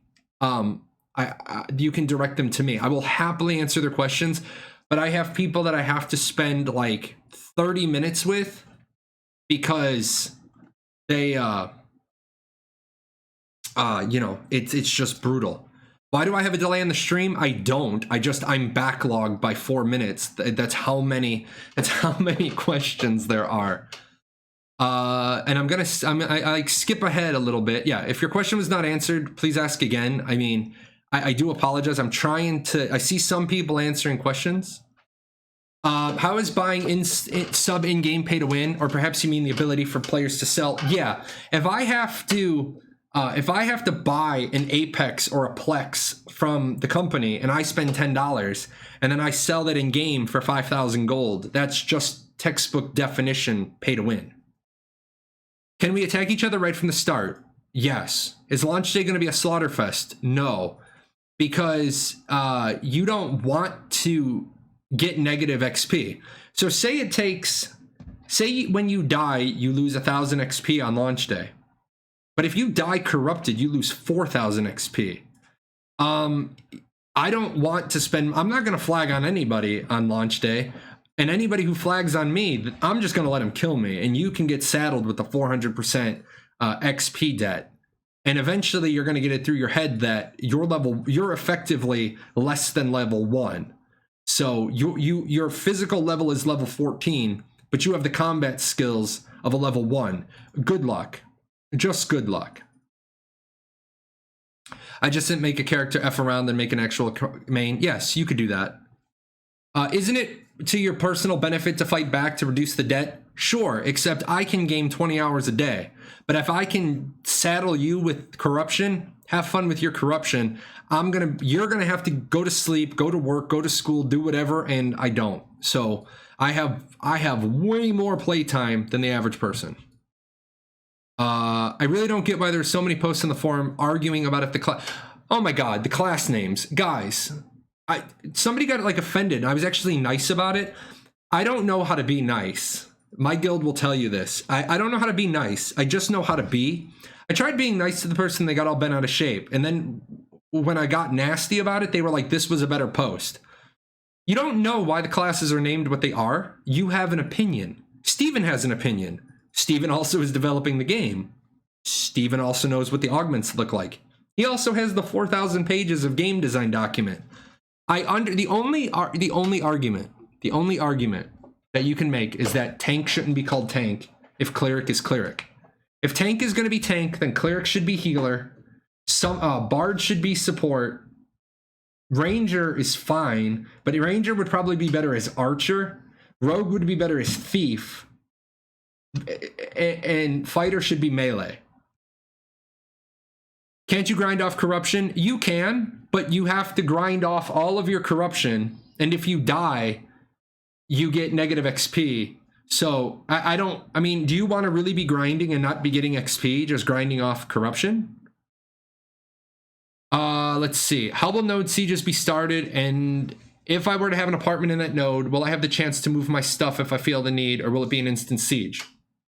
There is a timer on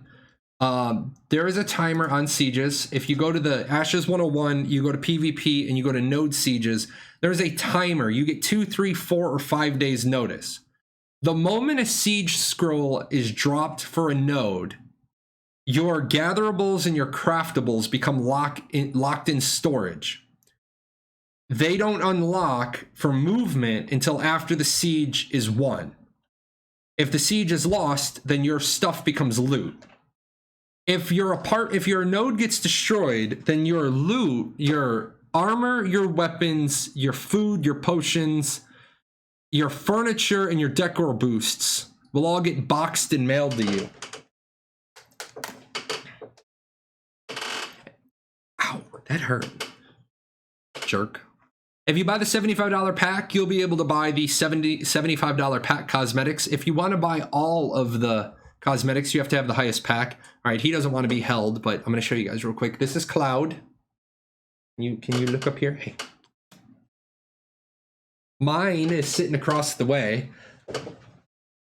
Give me him. You guys are gonna see all of them. They actually got to see the elusive Ziva. Thank you. Oh, this is the guy that had his teeth out last week or the week before last. He's doing better. He's gained about half a pound back. He had 4 teeth go bad on him, and he wasn't really doing too good. Hi. You want to get down? You don't like being shown off. So those are the boys. Ziva won't come back around now because you guys saw her. Let's see. What's the issue with it being called tank? Trinity system in the game? Just that it's weird being called tank. If the healer is called cleric, why is the tank called the tank? You know what I'm saying? Do you know what specifics should a new PC have? Yeah, I can give you the alpha specs, and I'm posting right now the alpha specs. I would not run out and buy a new computer that meets those specs. I would wait until we get through, from the AMA, Bard is a healer, but not as strong as a cleric. He specifically stated Bard will be able to heal, but not as well as clerics. How many leveling methods are there? A lot. Or will it be force quest and dungeon way? No. You can level up a whole lot of different ways. So acquiring the gold in-game is paying to win. Yes. So you buying your subscription with in-game gold isn't pay to win. It's me buying the token, the ticket, the cookie, the whatever. So I'm going to call it an ember.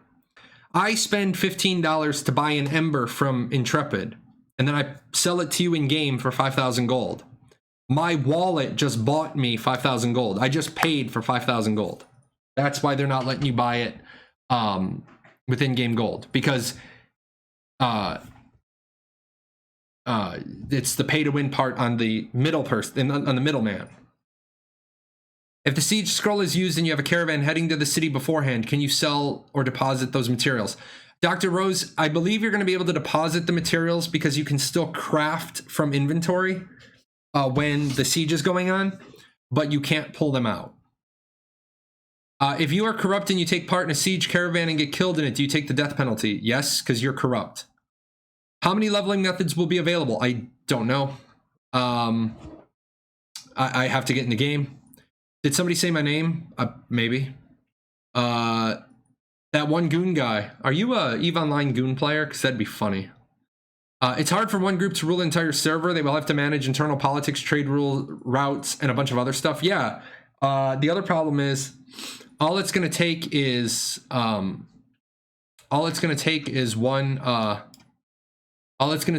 person to take over the wrong divine node in the wrong place and just throw your whole thing up. Make it to where they can only use the ember, not sell it. No, because I can just buy embers straight from the cash shop. So yeah, you're not gonna be able to pay for your sub with in-game gold. I am all caught up. So what I'm gonna do real quick here is make it so I'm not caught up. But I've been sitting for 2 hours and 7 minutes. I'm gonna be right back. I'm gonna take a real quick break. So don't bombard me with questions while I'm gone. So there's my caught up marker.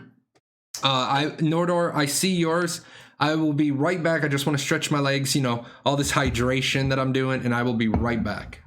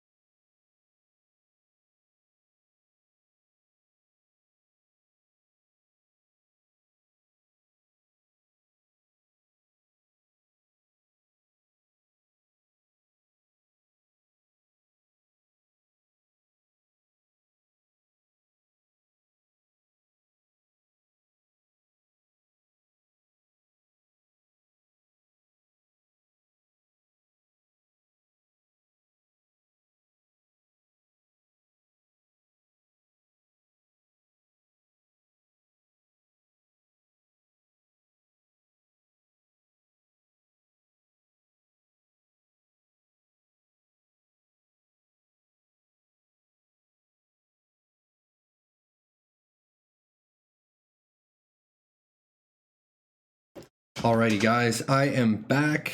Where we at? We're gonna put buff. Oh, if you guys are looking at some of this footage, what do I have too? Some of this footage that I'm posting is older stuff. Some of it, the stuff that says like pre-alpha footage, this is like kind of old, but I think it's good because it shows their design intent. So keep that in mind. I know somebody was going to be like, well, he's showing the graphics and stuff are totally different. This one's called The Art of War. This is a 3-year-old video, but this is like showcasing the invading of the reliquary to try to steal items so that they're not available during the node siege. And this is more proof of concept, proof of idea. Keep that in mind. Let's see. When it comes to professions, will there be some that will default make more money, or will all professions have a chance to make good money? I mean, that's a subjective question because, you know, it all depends on what's going on with your server. If you're the only guy in it, first of all, you can unlock proprietary recipes. So it's possible that you have a recipe nobody else has for several weeks. Also, I mean, you might be in an area like, I'm going to have a tavern. I plan on having a level 3 tavern. I plan on, you know, having food out all the time for new players, you know, helping them out. I plan on putting that tavern somewhere it's going to be advantageous to them. So I'm probably going to be making a lot of money. You know, it's Nebula. Can't they just make it a one-way conversion, like gold to sub only? No, because Intrepid doesn't make any money if you pay for your subscription with gold. I mean, I know a lot of people always ask, why can't they do that? Well, Steven's employees want to eat. So that's why you can't do that. Is there rested XP? That's a good question. I believe the answer is yes.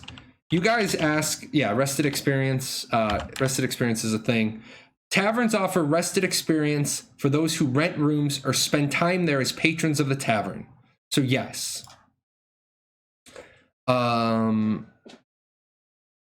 I don't. Again, why would be on the cash shop? Place it on a vendor and use game currency to buy it? No, because Intrepid wants your money, not your gold. How is gold introduced? From vendors, and the big thing is,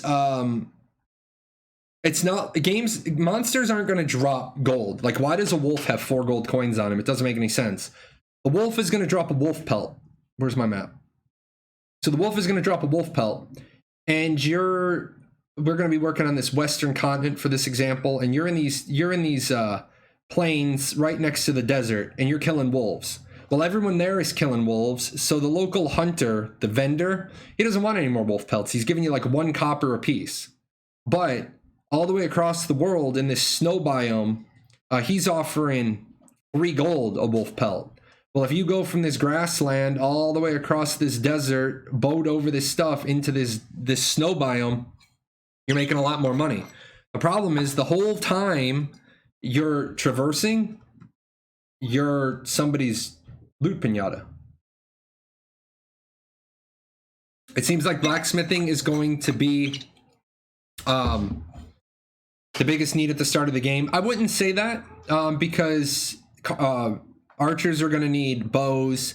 You know, magic weapons are going to be different. I mean, yeah, blacksmithing also may be a processing, not a crafting, because armor smithing, weapon smithing. But I mean, we have no idea yet. We have no idea. We gotta dig into that. They mentioned something about certificates. Certificates, when you guys hear the phrase that monsters drop certificates, what that is a developer term for fur, bone, teeth, tails, whatever. Do Razor Synapse macros count as illegal third-party programs and therefore bannable? They can, in fact, be.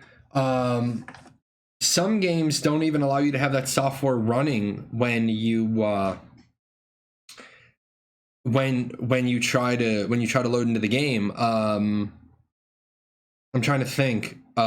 Easy anti-cheat can be configured to block Razor Synapse and Logitech gaming software, whatever the hell that thing is called. But yeah, generally, if it becomes a problem with detection of scripts, because I can do, like, I did a build in ArcAge where I had a really long macro and it looked like a script, but it wasn't. It was a programmed Logitech macro. So it was one button push and like 19 abilities. So yeah, I don't have a definitive answer, but yeah, we will have to look into that.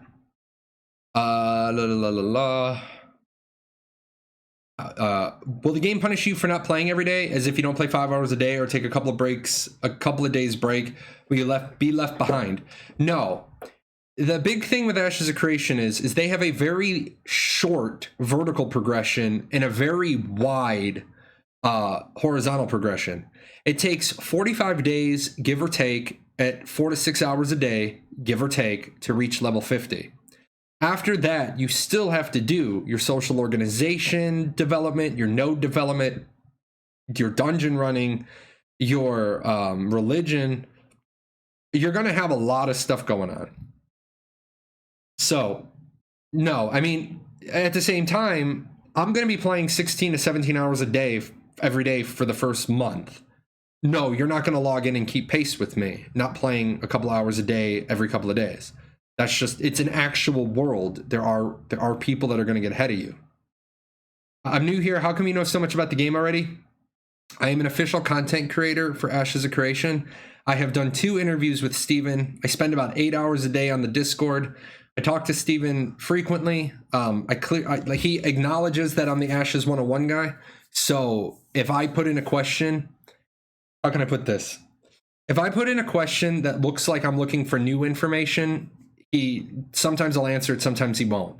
But if I put in a question and he has seen that other people are confused about something he said, he will get back to me and he'll answer those questions. I mean, I'm retired, so I am going to be an Ashes 101 content creator full time as my goal. Some folks have been following the game for 3+ years. Yes, I am. Yeah, DJ Vertec. DJ Vertec does the golden feather stream. But yeah, people like me, I'm just meticulous about absorbing it. Like, just to give you guys an example, I have, how big is this folder now? Where is it? Properties. I have a 25 gig folder full of notes. That's how big my folder is. Notes, screenshots, snippets, clips. So yeah. I think it's really important that if this game is profitable and it's as good as it's supposed to be, it's no secret that the gaming industry is driven by profit, and it would be good if other devs saw that they could make money creating better MMOs. Absolutely. Absolutely. you do not need to milk your players for every last dime if they're willing to throw dollars on the table. They said in the stream that blacksmithing was for crafting tools. Oh, good. I didn't catch him say that exactly. Keep in mind, guys, gatherers make their own tools as well. So that was pretty cool. Gatherers aren't stuck waiting on crafters, so I did like that. Weight should only apply to raw and processed materials. Yes, that is good. Or large items such as boat parts. No, I don't even think boat parts are going to matter unless Steven said that and I missed it. I was making a bagel. I missed a couple of things. My headset doesn't go all the way into the kitchen. But a boat part counts as a finished good, so you don't drop them on death. You're a Chronicles of Illyria and New World refugee. Can I bet all my hopes on this game? Yes. Click on the golden Ashes of Creation icon down below. Make your account. Stick with me for years. My account is well over $1,000 invested in Ashes. My wife's is about $700 invested in Ashes. So yes, I am all in. I'm not even joking. If Ashes of Creation falls apart and one of the other 3 games I'm following doesn't do it for me, I'm probably gonna stop. I'm probably gonna stop. Yeah, my new follower message is blocked. Yeah, I moved it down. But I think people want to see the 4K footage more than they want to see the new follower thing. I mean, I could do what the hell is it? What? Oh, I could do that and it'll fix it.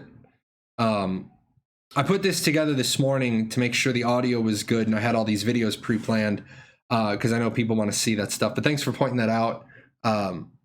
Obviously, when I'm on one of my other ones, I can't switch it because it'll start the video over. But yeah, this scene in OBS was created for today.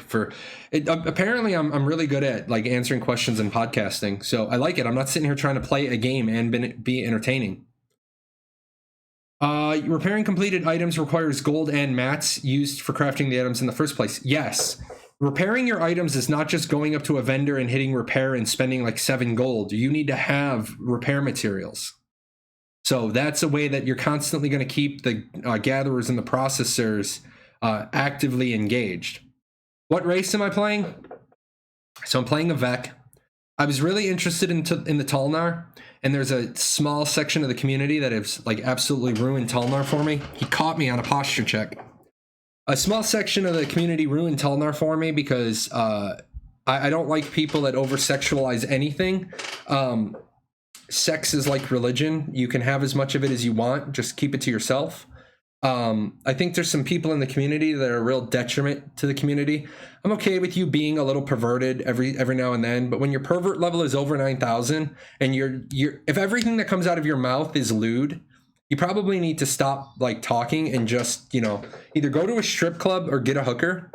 But keep it out of like, it's so embarrassing. I don't even recommend people go to the official Discord because I recommended some people go to the I recommended some people go there, and they came back to me and they like yelled at me, and I was like, what the hell happened? I looked at the time that they went in there. It was just people being perverts in the AOC discussion channel. It's like, guys, you want the game to be successful. Keep that shit in general chat.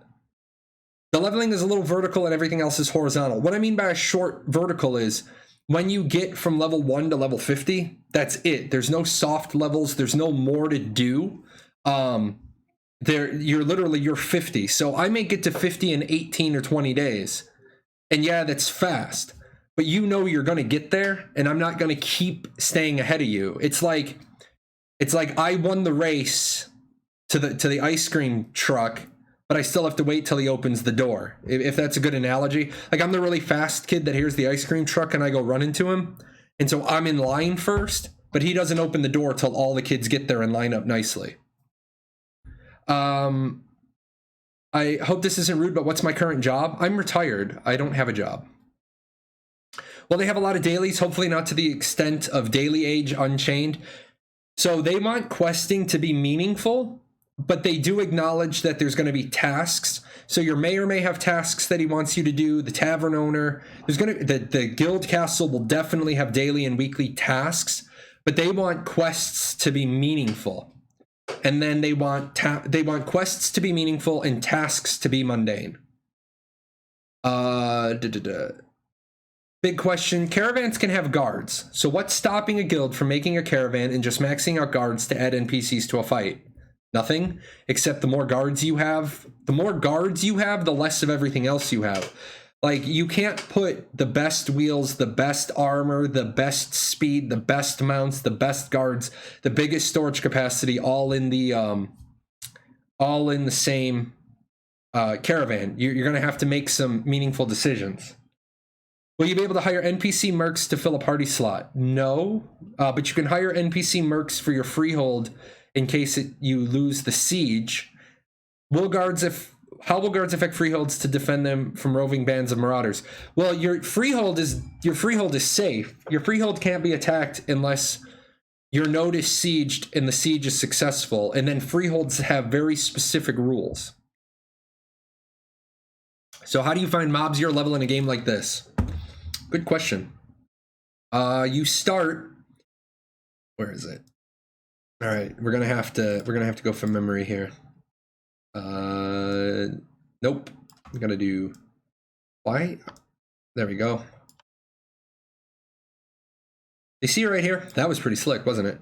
So you see right here, this divine gateway, this little circle here. Unfortunately, I can't cursor over the item properties. Yeah, I can't cursor over the item. But that little circle there, that represents a divine gateway.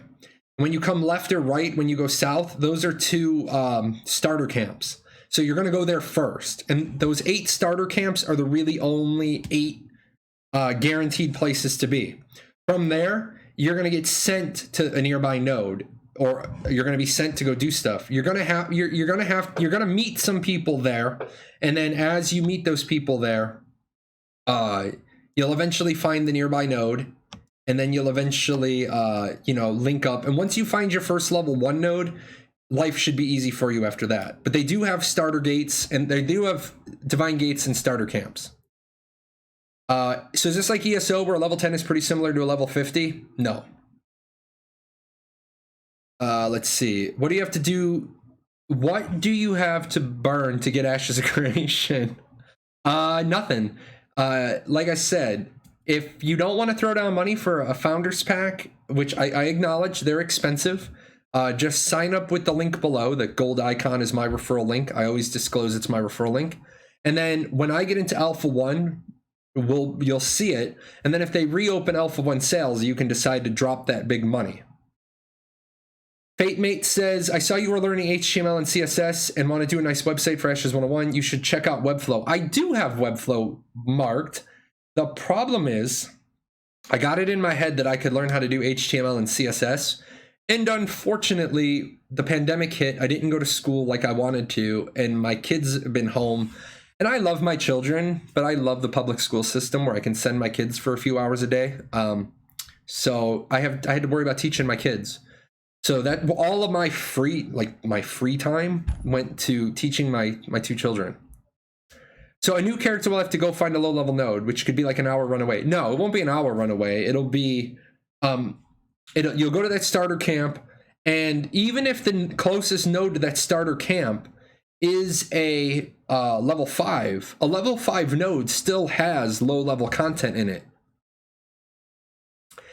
Freeholds can hire guards if the node is under siege. Correct. Yeah, he got that. Did I miss a new update? Yes, Steven did an AMA earlier today. Will I upload this stream to YouTube also? Yes, this one will go on YouTube. All of my Q&As are going to go on YouTube until people start saying, we don't want these anymore. Make a prediction for Ashes of Creation full release. If you nail it, I'll donate $1,000 on release day to celebrate. Okay. Somebody get ready to clip it. Let's see. March 22nd, 2022. My bad.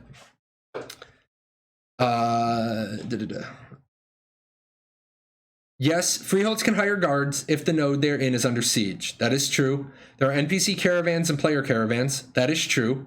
Player caravans will be able to transport more things. Not confirmed and based on what the player caravan is spec'd. If the trade route the caravan is taking is safe, they could probably just get away with NPC guards. I mean, you can get away with no guards if you run away at 3 o'clock in the morning. No, eliminate all follower messages. I'm not going to eliminate follower messages yet. I might. I took the sound off of it, though, so we don't get ding, ding, ding. I'll go back and I'll look at it and see how it is. I do like the fact that it's there. Oh, he caught me again on a posture check. You keep putting that foot down. Are there more cosmetics somewhere that I'm not seeing? Yes. If you go to the wiki, and if you guys haven't seen the wiki, I will give mad props to Lex. Lex is the content creator who maintains the wiki. He's got a team of people that help him. I'm linking the wiki now. That is the wiki. When they refer to the wiki, that is that. You're gonna, if you did Ashes of Creation wiki, you're gonna find a bunch of different ones. That is the wiki. Last week when Lazy Peon, Summit, Shroud, and Asmo all did reviews of Ashes, the wiki actually, like, the server died. Lex went out of his way. To buy a new server. He's not an official content creator. He doesn't have any ads on it. I don't even think he has a referral link on it. He's just a really good guy. The Ashes of Creation Discord channel is AIDS. Yeah, I mean, it's feast or famine in there.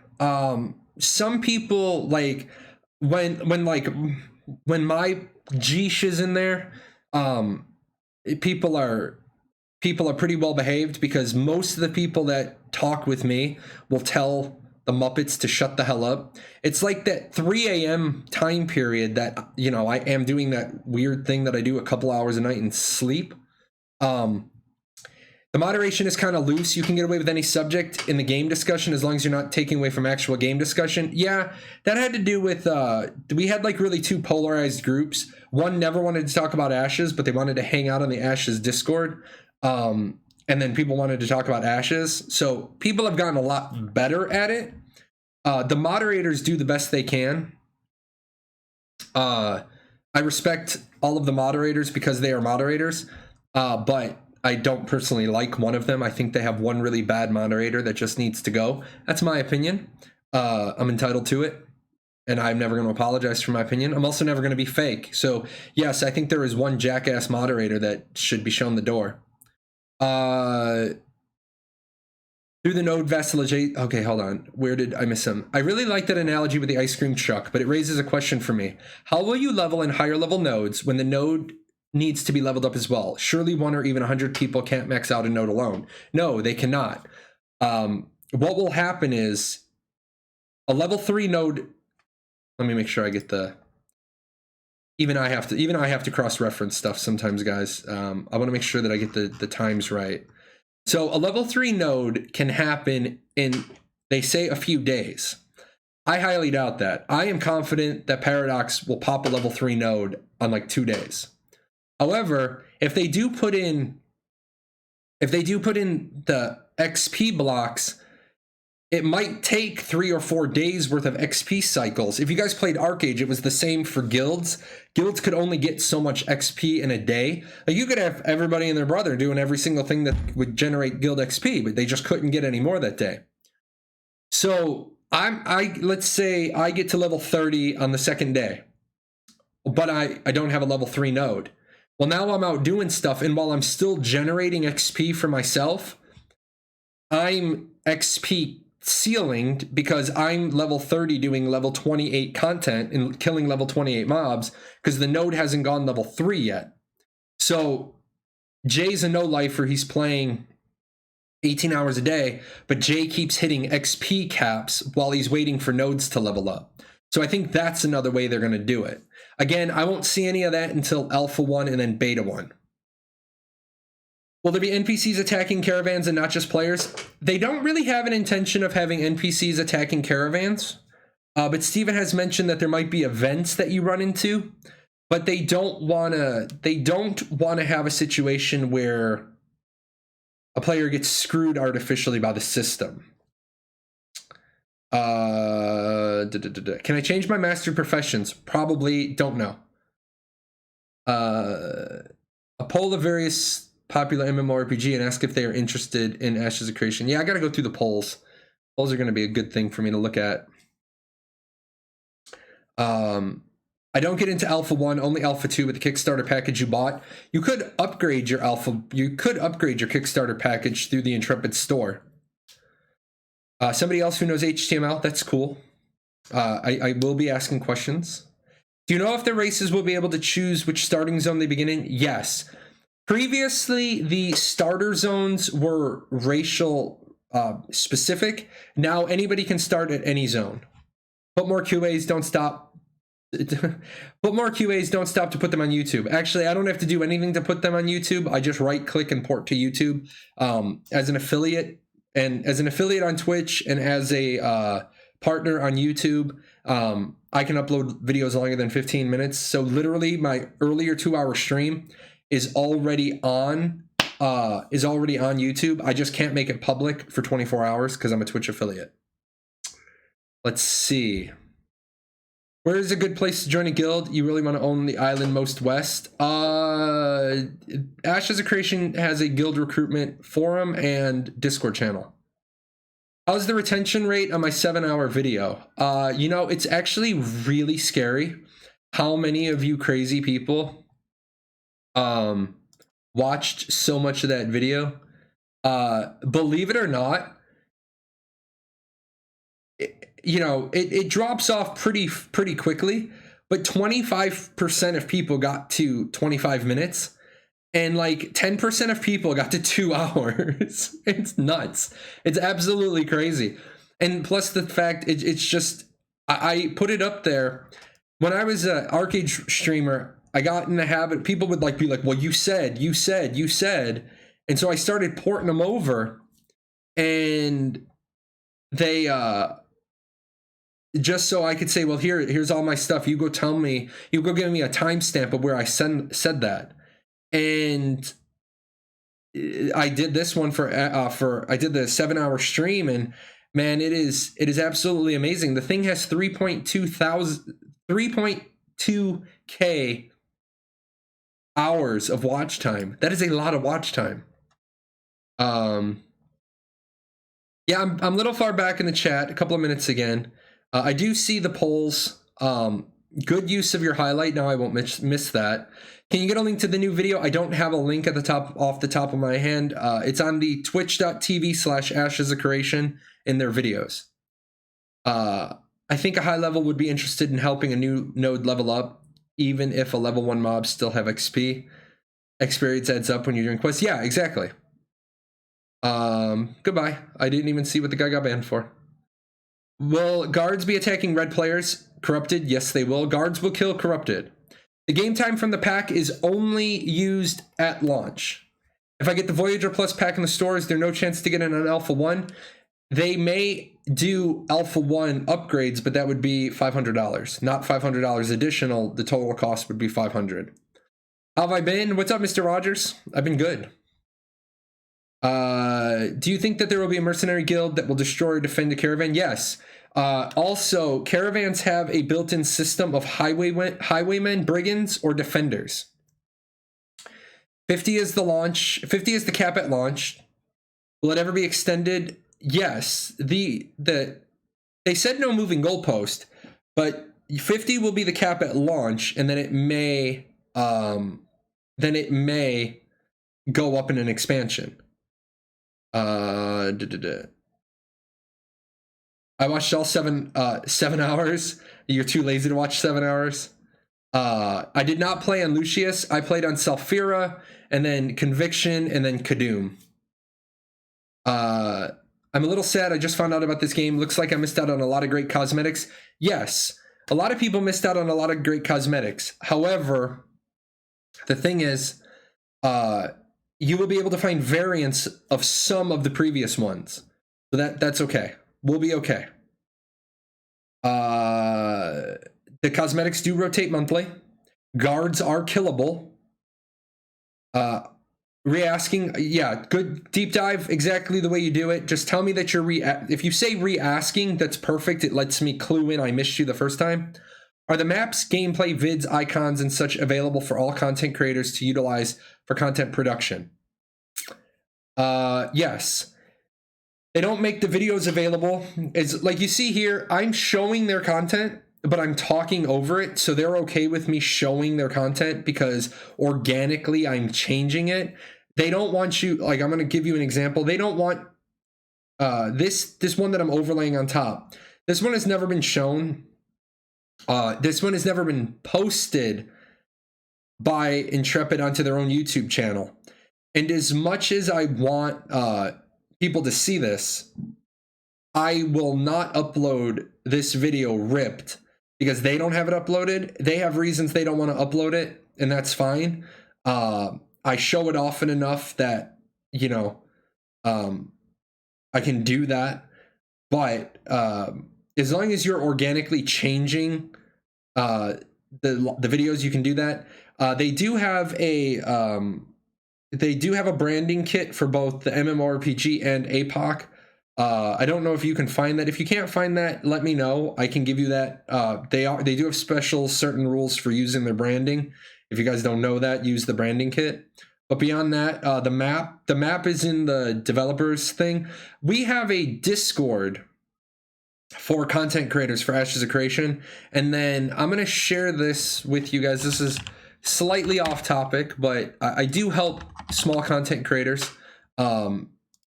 I don't know how big each of these content creators are, but that is my link to just some starting advice for content creators. If you are going to get started, if you've never streamed, you've never made YouTube content, that, and then on my Discord as well, I have a channel.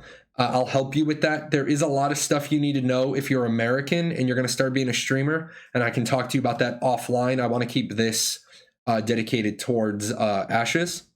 Is there an engineering profession planned? No. There's going to be an engineer in APOC, Castle Siege mode, for testing some stuff. There's not going to be bombs. There's not going to be mines because there's no black powder. There might be potion launchers, and they're not going to have gliders in WoW. They're going to have gliding mounts. Did they say when we were able to upgrade our Kickstarter packages? Yes, you can upgrade your Kickstarter package. And they're going to give a couple of weeks, quote, notice. How do you feel the really big streamers will impact servers? So here's the thing. I don't think the really big streamers are going to be as successful in Ashes as they are in other games because of the unique nature.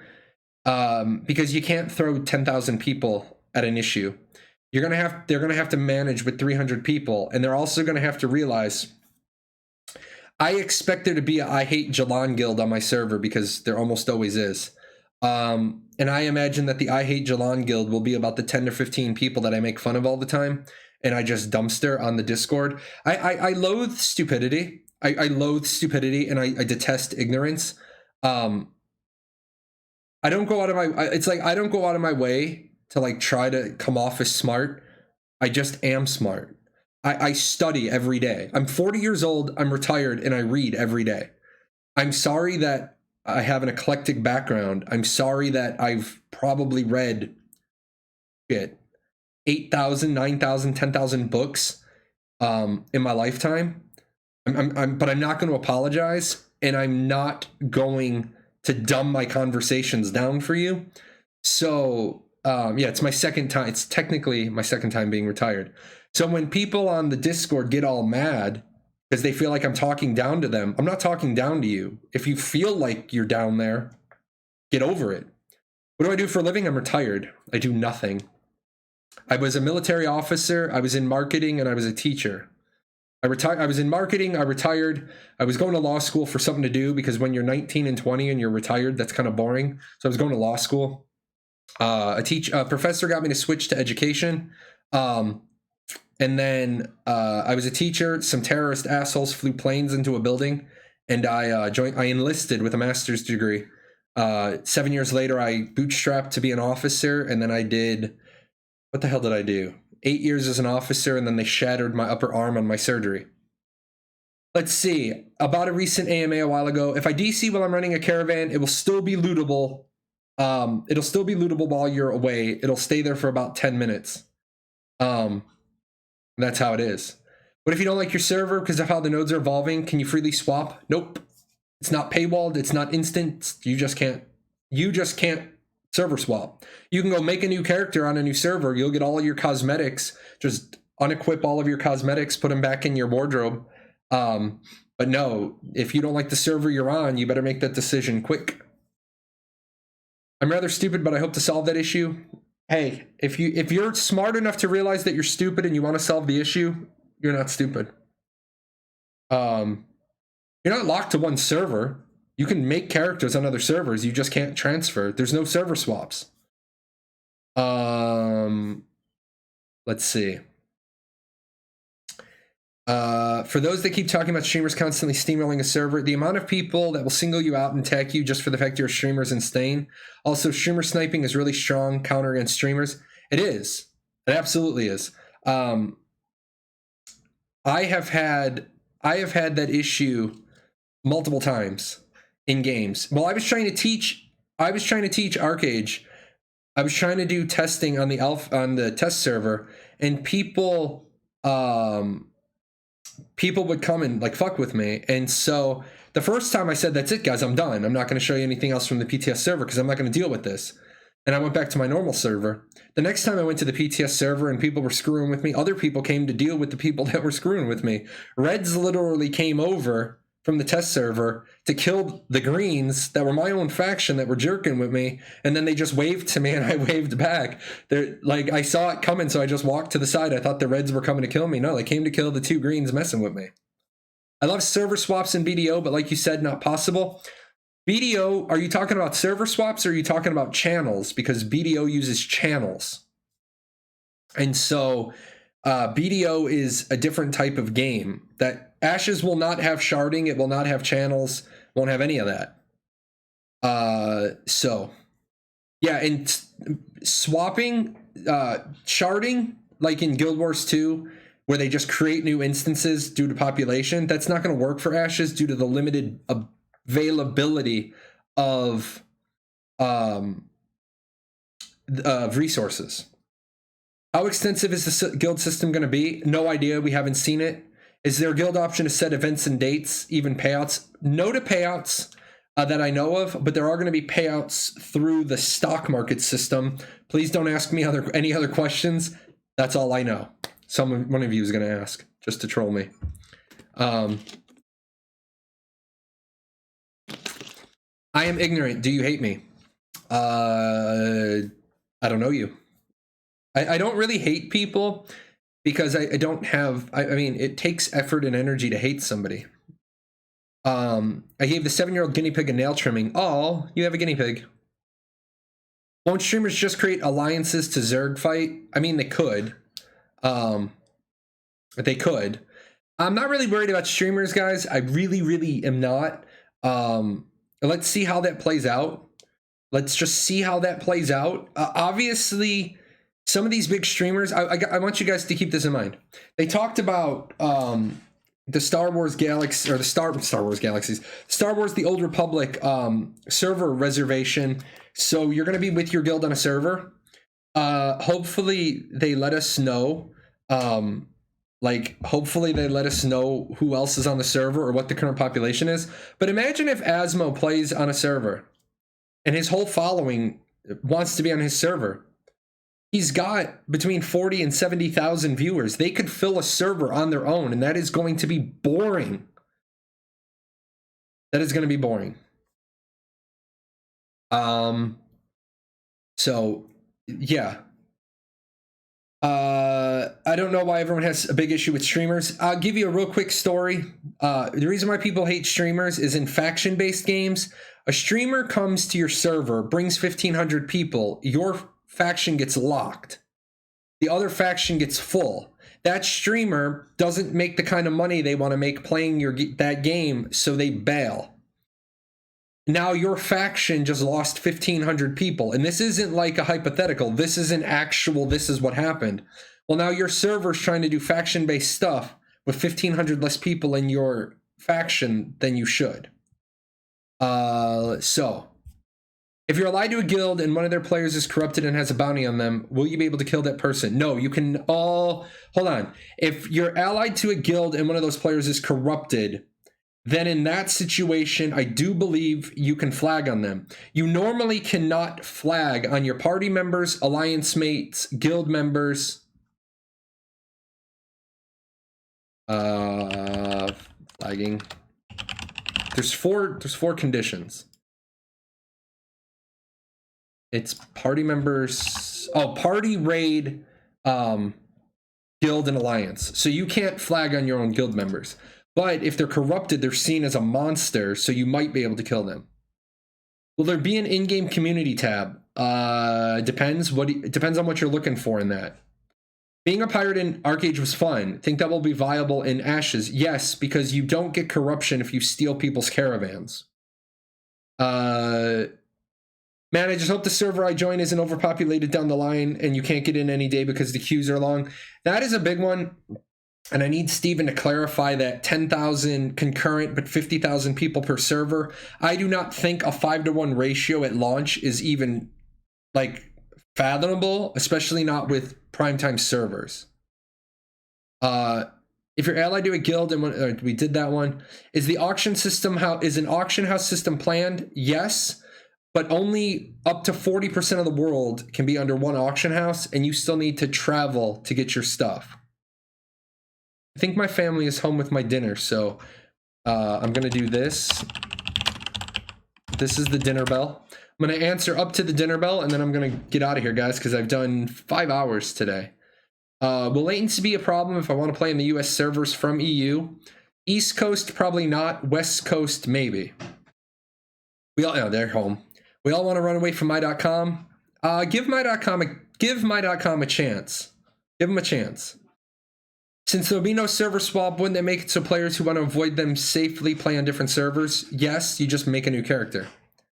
I was a Wookiee pistolier named Johnny Ringo. I weddings for players. That was fun. That will be fun.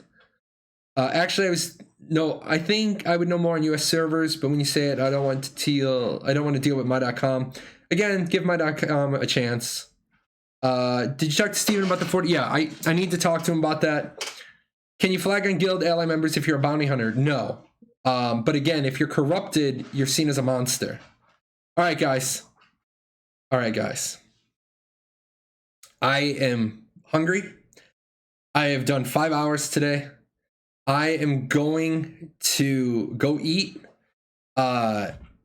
Obviously, join my Discord if you got questions. I will be back on the official Discord in a couple of minutes after I eat with my family. This video will be up on YouTube. The other one will be up there. And then remember, guys, if you see a lull next week where I'm not answering your questions, I'm taking time out. My Disney trip was pre-booked. I can't get my money back, so I'm going to try and go and be safe at Disney. I do have one video for you next week that's already done and loaded, and you can find it on Ashes 101 if you Easter egg hunt. Until then, guys, you stay safe. Thank you for an amazing day. We hit a level 5 hype train today, so that was cool. And then let me know what content you want on my Discord. I will get busy thinking about it and making it. Take care. Oh, shameless shilling. If you're new and you do not have your account, go ahead and make your account. Click on that gold icon down below. And if you guys really want to help me, the 2 biggest ways that you can help me are, and I know, is share Ashes 101 with people, and get people to subscribe to the YouTube channel and this Twitch. The bigger I get while we're small and we're doing the slow crawl, the more beta keys I'll have to give away. So you guys take care, and I will see you next time.